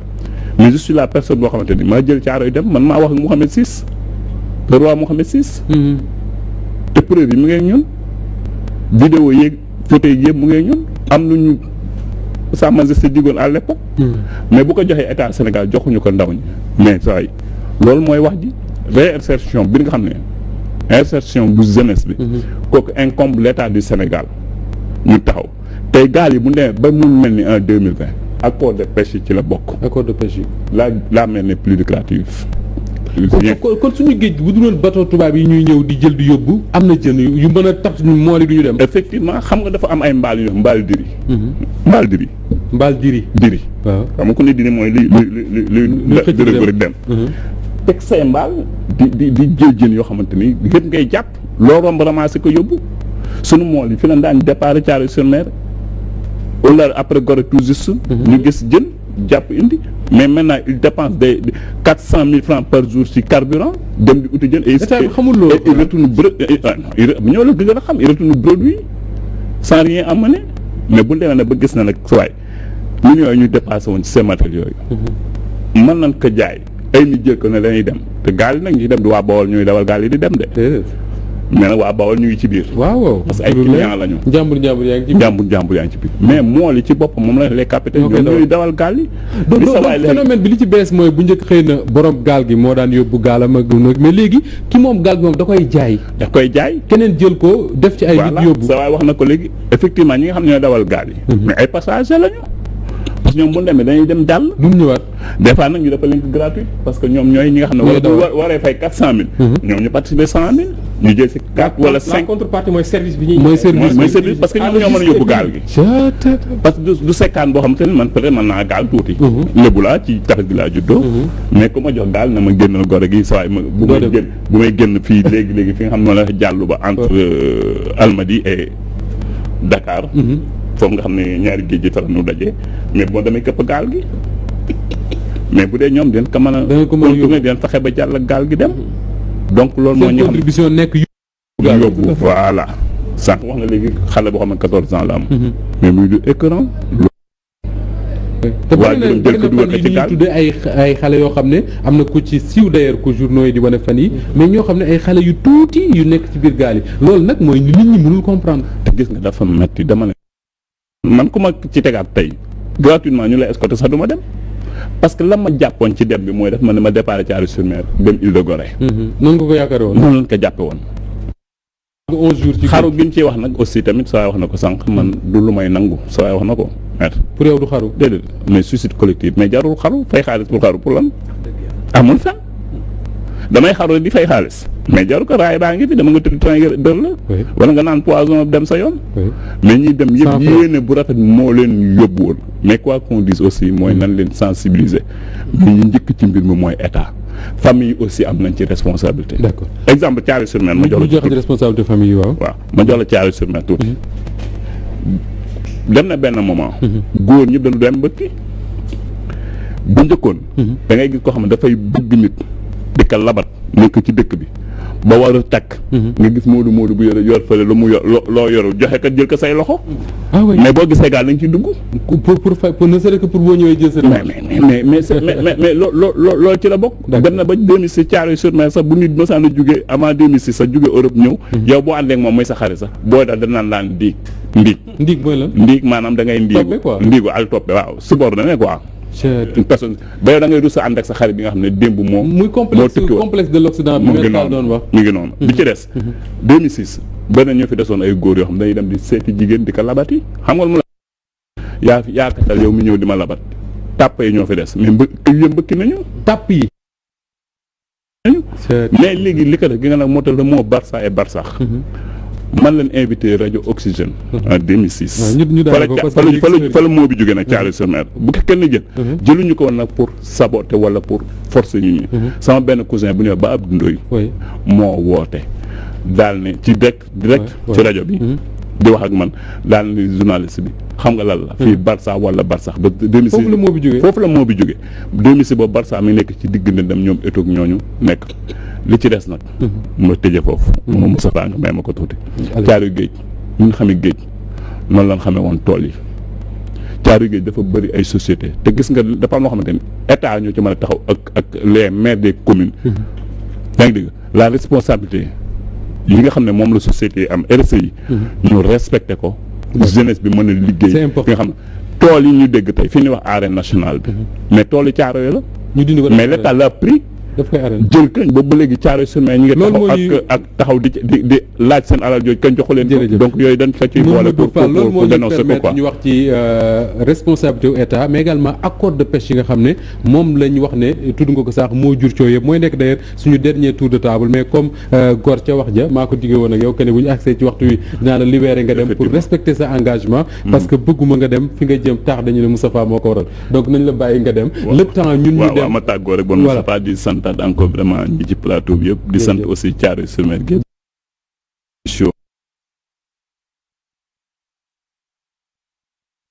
Gor ca wax ja allez Moustapha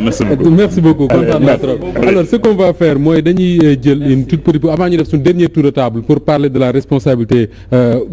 partagée état société accord de pêche et tout parce que moom la ñu mujj waxtaane dañuy dem Mbour Maître Tall ak Thierno Da parce que dañ ko waxoon ne mu dem seetal ñu famille yi nga xam ne ñoom ñoo dund lii ñuy waxtaane ni mu immigration clandestine drame yi nga xam ne moom la créé foofule ñoom nan lañ koy dundee waaye tamit nan la fa immigration bi demee ñu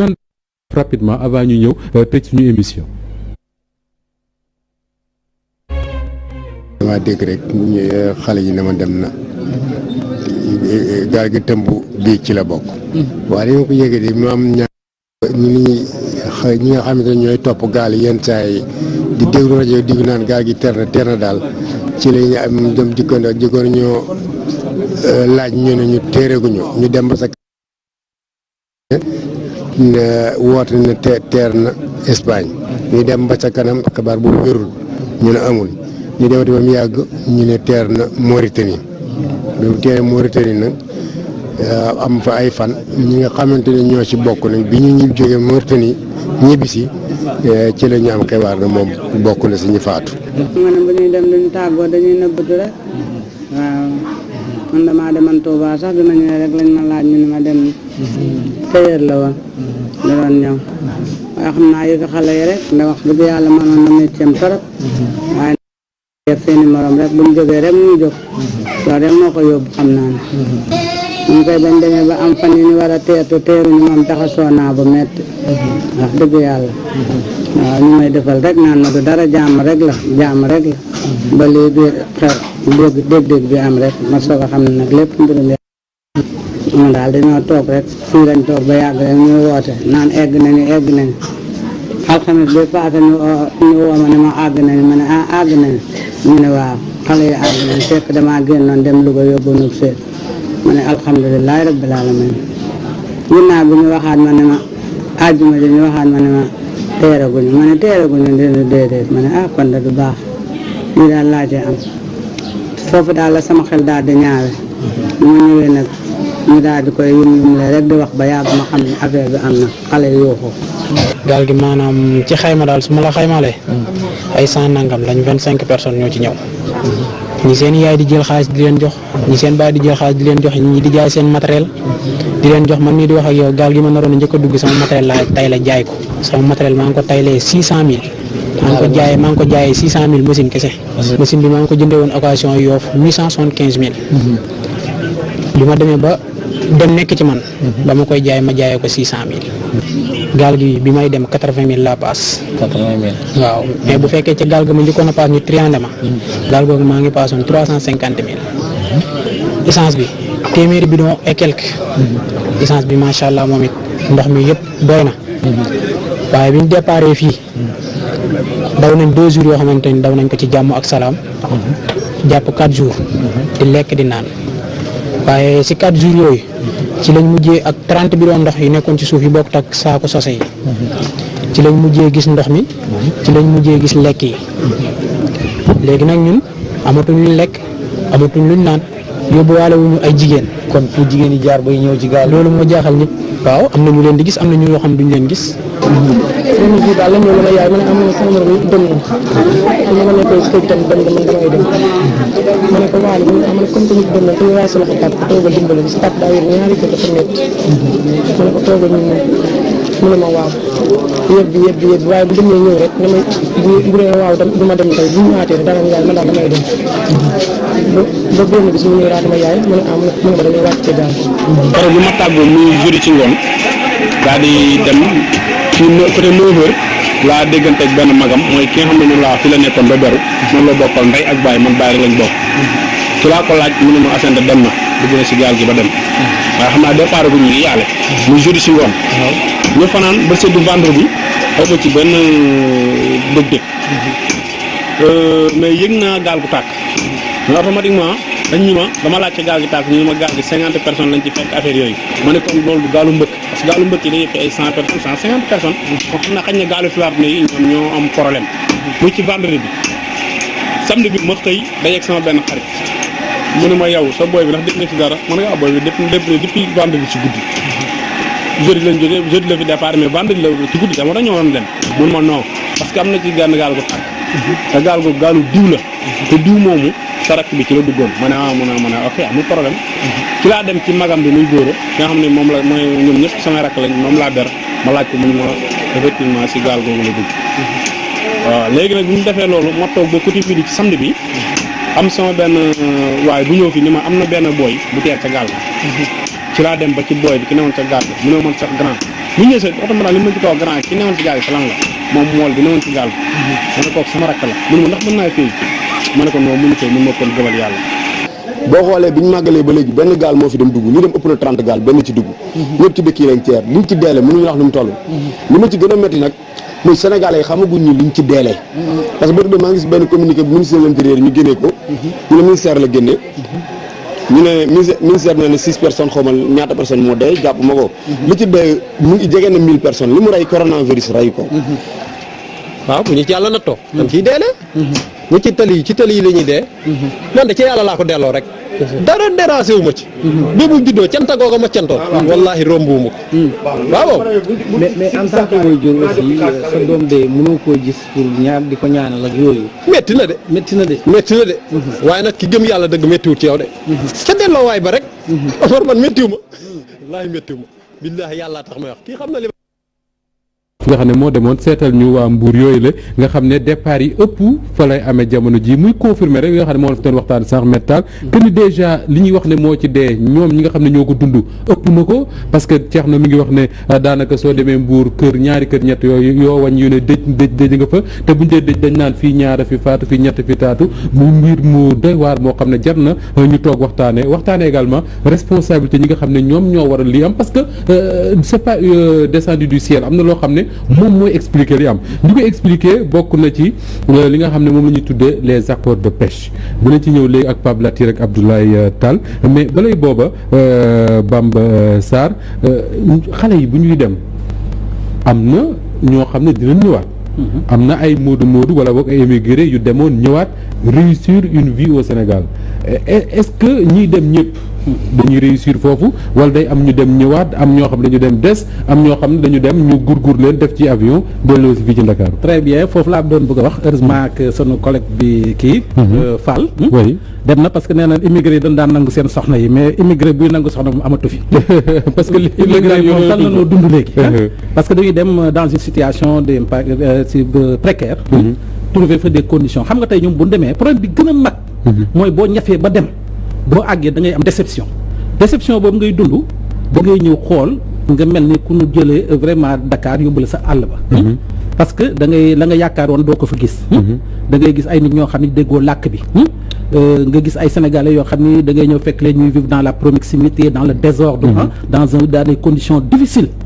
di wër ci mbedd mi yore seen ay valise ñuy fanaan ci mbedd mi ñu leen di dàq policiers yi di leen dàq koo si laaj mun la am naa fi 7 ans am naa fi 15 ans awma këyit waaw c'est pour nga mën a dugg bu fekkee na ngay wut salaire kese kon nga toog Sénégal am fi 100 000 francs moo gën nga dem Espagne am fa 1 million. Sénégal nag am fi 100 000 dafa jafe nag. waaw boo fi amee 100 000 moo gën Espagne 1 million. parce que boo ko fa amee la ngay fay sa ay charges et tout. doo la mën sa pour nga am ko il faut nga am kayit. waaw ñi nga xam ne amuñu ko fi mooy li ñuy def mooy dàqante wala ñu nekk ci situation de trafic yoo xam ni kenn santu leen ko. muy de contre le propriété industrielle ay CD yi ni falsifié ak situation yooyu nag heureusement que Sénégal yi sax bariwul ñi nga xam dañuy touché ay affaire yi nga xam ne ay stupéfiant la ñuy nekk ak demee noonu moo tax man bu ma daan dem ci juge yi foo gis fu ñu jàppee Sénégal yi da ngay ñëw lan leen jàppee sax matul 100 000 francs ay CD yoo xam ni dañ ko kii di ko jaay ay montre yi ni imité sama mafia ña koy jaay ñu ñëw di leen defal leen benn groupe di leen ko jox ñu koy distribuer donc bu loolu lañ leen di jàppee ñu bari ñu leen di rapatrier di leen indi Sénégal sa loolu man fu ma daan demee sax dama leen di jarul ngeen leen di téye waaw parce que loolu amul sens léegi immigration bi bu ñëwee ba foofu man li may njëkk a def mooy toog ñu bari sax doon naan ni dama daan ñaan yàlla bu mu ñëwee accès daal di taseeg Bamba waaw man ko kon de Bamba accueillir na la mais nag il faut que man def parce que man j'étais président aussi de l'association des Sénégalais daal leen insérer j'avais fait un programme boo xam ne dama ko defoon avec la direction de l'immigration ñu may jox benn ligne de crédit pour permettre d'insérer les Sénégalais di leen jàppale ci seen secteur di leen wutal ay liggéey di leen jàppale di leen wax nan la ñuy def pour mën a am këyit ak conditions yooyu mais loo fi mën a gis daal tey jii moment bii ñuy dund xëy na ba Espagne neexee du woon tey tey immigration man de sincèrement encouragé tuma ko kenn sa tey defe naa ni pour que ñu lutter contre l'immigration il faut que ñu wax ci benn langage parce que on peut pas permettre que di encourager kenn wala di ko justifier xam nga un délit on le justifie pas on le justifie pas il y a des raisons quand même ñun ñoo bokk ndey ñoo bokk waaye Sénégal lañu dëkk du dëgg danoo war a toog wax ñëpp ni immigration bu ko kenn defati état bii ngi interpeller pour l'immigration service yi état am mais c'est des services de rigueur et de protection alors police ak yooyu la am Pape Latir le président de la République moom président Macky Sall bi nga xam ne ci ngoon gi ma nga ca forum de Paris yëkkati na kàddoom wax ci wàllu immigration clandestine ñu bari ñu ngi doon wax ne waxu ci mais tey wax na ci forum de Paris mais ci moment boobu la ñu gis benn communiqué boo xam ne service de presse bu parlement européen ñoom ñoo ko génne démb di wax ci protocole bu ñu signé seen diggante ak Sénégal jëm ci accord de pêche ñu ne sax bu ma ko mënee lire ci français le protocole prévoit des possibilités de pêche pour un maximum de 28 thoniers sonneurs congélateurs 10 canneurs et 5 palangriers, je crois que c'est ça, d'Espagne, du Portugal et de la France, 10 000 tonnes par an, ainsi que des possibilités de pêche au merlu noir pour 2 chalutiers espagnols. loolu mooy li nga xam ne moom la ñu moo mujj a dox ci diggante Sénégal ak Parlement te c'est un communiqué qui vient du service de presse du Parlement européen tey jii ñu bari wax nañ ne su fekkee ne suñu mool yi ñu ngi bàyyi géej gi di dem ci immigration clandestine c'est parce que géej gi dara nekkatu ci lan moo ci responsabilité wu état wu Sénégal. waaw foofu li ñu ci njëkk a wax d'abord c'est avec désolation quand même la ñuy dégg lu mel noonu d'abord li ma ci njëkk a wax état wu Sénégal et ci kaw loolu j'interpelle au-delà du président de tous les Sénégalais j'interpelle le frère et le cousin Macky Sall ci loolu ne ko d'abord loolu dafa am benn leadership boo xam ne war na am au niveau de l'Afrique malheureusement loolu li ñu dal yëpp bokk na ci en tout cas li ko waral wala boog li ci ëpp parce que tey fu ñu déggee ne Sénégal signé na ak Union européenne déjà ça sonne mal Sénégal mënut a bokk ci benn yi en tout cas benn ensemble bu ñu woowee CEDEAO ñun ñuy liggéey dans le cadre de l'union sinon de l'unité africaine parce que quand on parle du mouvement pour la justice le patriotisme et la vérité c'est un mouvement panafricaniste boo xam ne suñu livre de chevet c'est les fondements économiques et culturels d'un état fédéral d'Afrique noire buñ ci jàngoon xëy na danañu gën a naw suñu bopp mais fi may waxee mooy en termes de coopération bu ñu demoon dama yaakaar ne tey bu am na loo xam ne peut-être du point de vue défense ak yu deme noonu xëy na Sénégal am na peut-être lu mu mën a soxla ci yeneen dëkk mais je pense que du point de vue économique balaa Sénégal di jóg ndax Sénégal la ñuy ndax balaa nga ne naan na fa Sénégal balaa dem di signer ak Union européenne d'abord nañu fexe ñu créer un marché africain surtout dans le cadre de la CEDEAO ba nga xam ne que tey parce que attention ku leen mën na la garantir xaalis maanaam monnaie monnaie ak yu demee noonu te amul puissance militaire day wax lu ko neex puissance militaire d'abord mooy garantir économie en tant que tel donc loolu d'abord et avant tout li ñu bëgg a wax au niveau nañu liggéey d'abord au niveau africain créer un marché africain pour les Africains bu ñuy collaborer nag wala boog ñu signer coopération du jóge signer coopération ak Union européenne parce que tey dans le contexte tey bu ñu waxee Covid ñu ne la en fait les licences de pêche ñu ngi koy wax léegi tey bu fekkoon ne ci wàllu sax bu ñuy signer sax ay licence de pêche dañuy ñëw bateau bi day jóge na la ñu ne bateau bi telle entreprise moo ko moom waaye ñi ñu ciy engagé pour ñu jëm ci géej gi ñooñu fi nga xam ne fekk ñun du point de vue des frontières maritimes lii Sénégal moo ko moom ñu ne la 50% wala 80% personnel bi ne ci bateau bi nga xam ne ñooy nappi fii nga koy jëlee ba boobaa au moins bu ñu demoon bay nappi suñu mool yi nekk fii dana am ñu ci bokk dana am ñu ci mën a fay mais bu fekkee ñoom dañuy andi seen personnel te du bari ñëw ci suñuy pratiquement suñu frontière maritime jàpp jën yi fi nekk yëpp ba nga xam ne mool bi ci boppam du amati fu mu jëm ndax ki yor embarcation de fortune lañ ko mën a wooyee ndax bateau boo xam ne mënut a dem normalement en sécurité mënut a dox 100 kilomètres ci biir géej gi te lu dul dund ñi ciy nekk dafa menacé wu donc embarcation de fortune lay gën a nuru donc je pense que ñooñu tey d'abord la ñu waroon a njëkk a def mooy tey boo xoolee le port de Dakar xool li ñu war a mën a def au niveau de Dakar au niveau du Sénégal bokk na ci d'abord équipé ñooñu nga xam ne ñoom la ñuy wooyee mool yi fexe ba bateau yi nga xam ne moo xew ci jamono ñu fexe ko andi ba ñoom ñu mën cee jot mën a nappi mën a ñëw waaye képp koo xam ne signé nañoo ak yow contrat ci wàllu pêche au moins ñu am contrat bi mën a spécifier que yow personnel bi ngay jël ci wàllu ñi nga xam ne ñooy nappi ñooñu ay sénégalais la ñu doon te fii la ñuy bàyyee ko et surtout dans le cadre de la CEDEAO mais surtout ñu créer un marché africain encore une fois c'est avec désolation quand même la ñuy gis ndax ñun ni ñuy demee on fonctionne en armée mexicaine ça veut dire ku ne da ngay taxaw sa côté di tirer Sénégal tey bu signé ak Union européenne gannaaw suba Côte d'Ivoire signé keneen gannaaw suba ñu ne diwa signé mais finalement ñun li ñuy liggéey lan la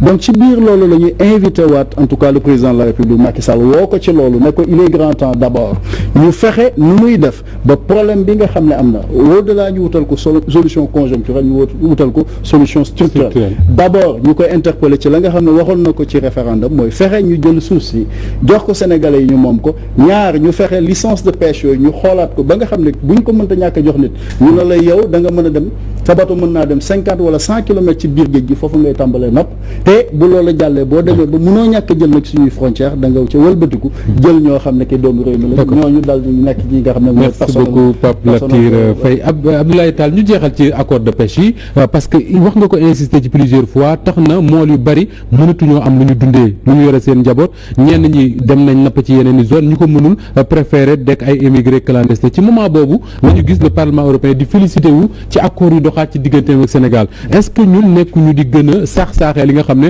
moo waroon tax suñu ndaw yi toog ci réew mi. À l'instar de Pape Latir je suis animé par le même sentiment de désolation terrible xam nga ñu ngi wax ne da ngaa tay rek géej gi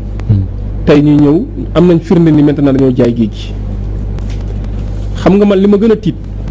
en tant que président de la République du Sénégal un Africain de surcroît ay tubaab wër lii la tàccu te y a un ancien président africain bu doon wax ne le jour où vous entendrez un président occidental dire du bien sur moi ne me confiez plus jamais vos secrets de famille tubaab bu la tàccoo rek mooy rey na la am na président bu doon wax naan bis bu leen ma gisee tubaab bi di ma tàccu bu leen ma dénkati seen secret jàppale ni bis boobu forum Paris bi am actuellement di tàccu nañ fa Macky Sall wax yàlla am na président bu doon wax ne bis bu leen gisee tubaab di ma tàccu rek jàppale ni bis je suis un traître jaay naa sama dëkk tubaab bi xamuñu loolu seen intérêt xam nga le paradoxe mooy lan et c'est là où le bas blesse jamono ji yaa ngi jël signé ay accord de pêche jox ko Union européenne ma koy ñaawlu mën nañu ko def dans le cadre de la CEDEAO mën nañu ko def dans le cadre de l'Union mooy li mu wax sànq au lieu que ku nekk di négocier mais yow nga ñëw négocier tay la sa géej Ghana ñëw négocier tay la géejam Gabon ñëw négocier tay la li mu as tuut ci géej mais après ñoom dañuy sax-saxe géej gi loolu benn la ñaareel ba am na suñu naataango bu toogoon fii wax ne façon bi seen bateau di pêcher est-ce que xam nga ñoom mbaal yi ñu yor ñoom bu ñuy buub dañuy jël ba jël luñ soxlawul maanaam petit pélagique bi ngay gis sax nga xam ne moo war a reproduire dañ koy détruire disséquer carrément maanaam la mooy paradoxe yi fa la nekk jamono ji nga jëlee tubaab bi naka ji indi say bateau nga ñëw piller samay ressources say doom bu ñu gis jën xam nga fu ñuy dañuy def dañuy obligé dem te li ma lay wax nii waa Ndar ñu ngi may dégg waa Mbour ak may dégg waa Casamance ak may dégg dañuy dem Guinée Bissau ba Sierra Leone Guinée Conakry des fois Mauritanie di fa ut ay licence de pêche ñoom sénégalais yi. mais bien sûr ñaata yoon nañ rey ay pêcheurs sénégalais à Saint-Louis ñu ni garde côte mauritanienne ñoo ko def ñaata yoon nga dégg parce que dañoo dem ci benn zone boo xam autorisé wu ñoon amuñu licence te zone yooyu ñu ngay fexe di sàmm seen jën ñoom ñu ngi sàmm seen i jën a ngi jur boo demee en Mauritanie c'est les zones les plus poissonneuses sur la côte ouest Mauritanie ci la bokk ñuy sàmm seen géej ba nga xam ne zone yi nga xam ne c'est pour favoriser la reproduction des espèces sénégalais waxuma la tubaab de mais sénégalais bu fa tegee tànkam sax ñu tiiree ko bal ñaata yoon la waa Ndar di jooy di dajal seen i doom parce que dañu leen tirer ay bal au niveau de la Mauritanie et pourtant ñun des fois dañuy wax ñoom amuñu ay licence de pêche sa doomu réew amuñu licence dem di jéggaani licence de pêche ay gaal de pêche de façon artisanale di jéggaani licence de pêche fii ba Sierra Leone fii de Guinée Conakry avec tous les risques qu'il y a parce que foofu dëkk yooyu dañuy imposer des fois même bu ñu la joxee licence de pêche foofu ngay débarquer sa produit ñu contrôler au tonnage parce que là c'est là où également se trouve un autre problème bato yaa ngi ñëw ils vont piller nos ressources léegi bu ñu débarquer fii au port de Dakar il y a un système de corruption terrible bu fa am parce que bato bu ñu may ñu ne la may nañ ne 18 tonnes nga teeral ko nga teeral 40 tonnes non seulement tu parviendras à écouler tes 40 tonnes mais sous le regard complice des autorités portugaises. Parce qu'il y a la corruption. Il y a la corruption terrible qui est là-bas. Moo tax ma ni franchement man je suis vraiment désolé et député d'entendre ce communiqué de l'Union européenne. Oui. Alors qu'aujourd'hui bu fekkoon ni jamono ji état du Sénégal war na see féliciter président waroon na mën a jël communiqué pour renseigner les Sénégalais. ne serait-ce pour wax ñu la vérité des faits absolument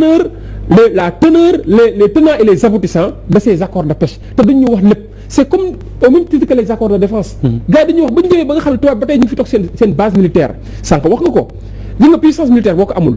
en réalité en matière de droit international c'est des rapports de force entre États puissance militaire boo ko amul tu n'as pas voix au chapitre doo boo ko fi ñuy dogalee au contraire tout ce qui se décide s'impose sur toi. Sur toi. Et c'est ça le malheur. moo tax may ñaan. ñu jeexal foofu met ab may ñaan sama mbokk waa Mbour yi waa Casamance yi waa Cap Skirring waa Ziguinchor waa Saint-Louis nañ toog bu ñu demati loolu dama leen koy ñaan parce que le moment n'est plus favorable. xam nga sànq mool bi wax na ko léegi. jamonoy tàngoor dem bi mën na neex. mais jamonoy sedd boo demee c'est suicidaire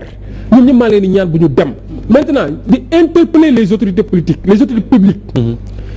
yaa xayti nañu bàyyi xel ci seen doomu réew. gis nga géej gi moo nekkoon dans les années 80 la première activité économique au Sénégal c'était la pêche. jamono ji def dee na le secteur tertiaire la ñuy wax ne moo nekk la première activité économique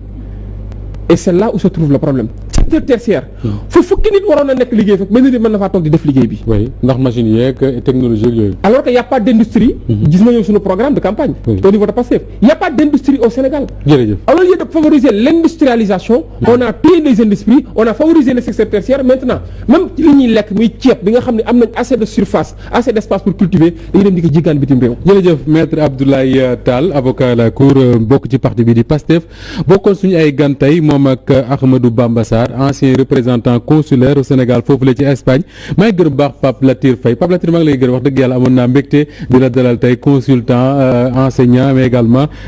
consultant en management enseignant. li ma ci bëggoon a ñaan benn seconde rek. di lancer appel jeunesse bi. mooy la y a toujours de l'espoir.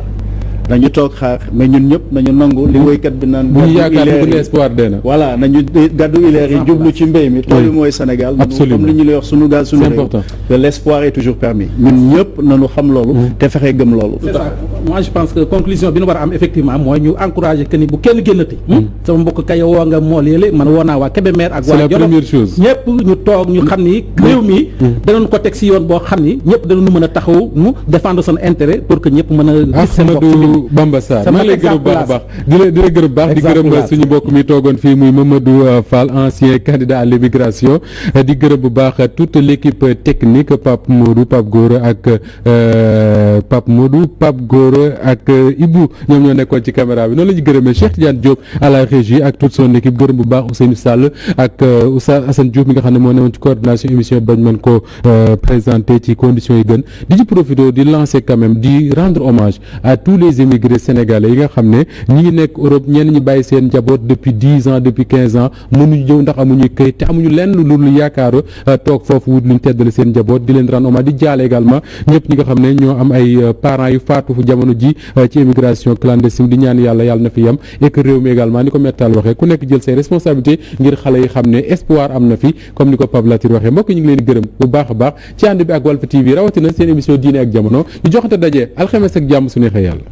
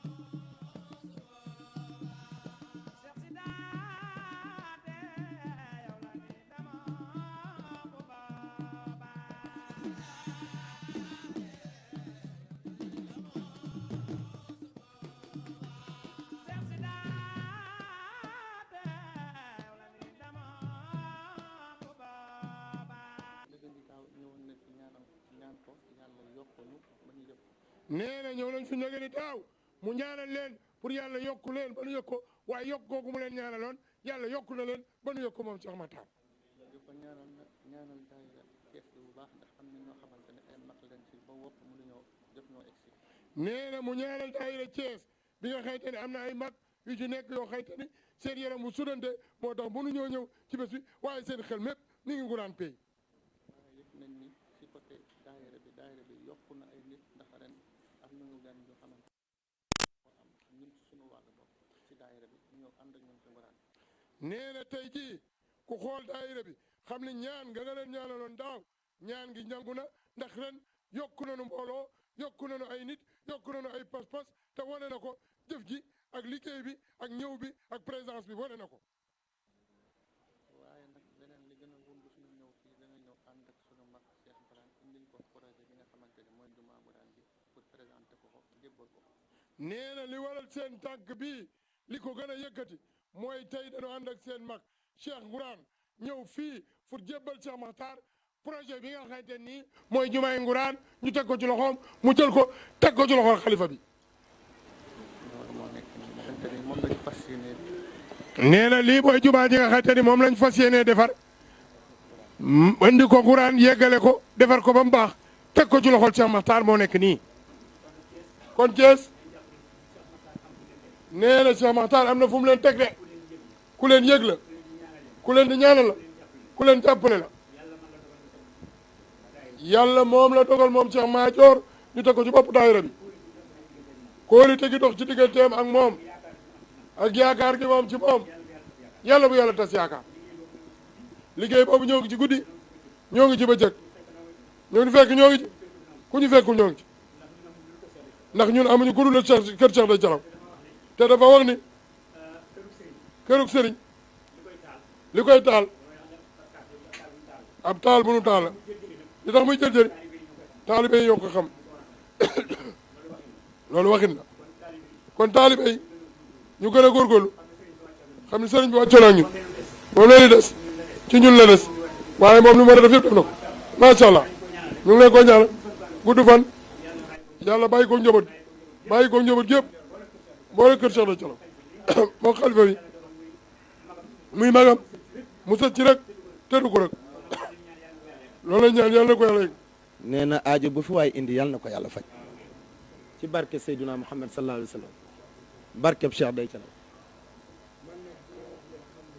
nee na man dinaa wax loo xam ne li nee na loolu lay ñaan yàlla dund te bëggit ku gëm Cheikh Dey Thialaw nga dund loola. nee na Cheikh Dey Thialaw dafa ñëw Thiès ci sama kër bàjjan Xadi nee na su fa masaana toog ba mu guddi lool mu dem fanaani këram. nee na école Ousmane Ngom bi ngeen xam ci Thiès nee nañ foofu maam Cheikh Dey Thialaw moo ko moom. nee na man ànd naa ak sama bàjjan ñu samp fa ay pneu mu ne pneu oto yii de sama bàyyi Cheikh Dey Thialaw ko moomoon ci otom la jóge. nee na maam Cheikh jóge ci sama bàjjan ay xaajo guddi nee na dem bay jéggi avenue bi romb muusante nee na am leer bu jóge asamaan ne xay yi leer lool ne lay ne cëpp ci kanamu maam Cheikh Dey Thialaw ne ko Cheikh Dey Thialaw man la yontu yàlla Muhammad man mii daganal naa la lépp lu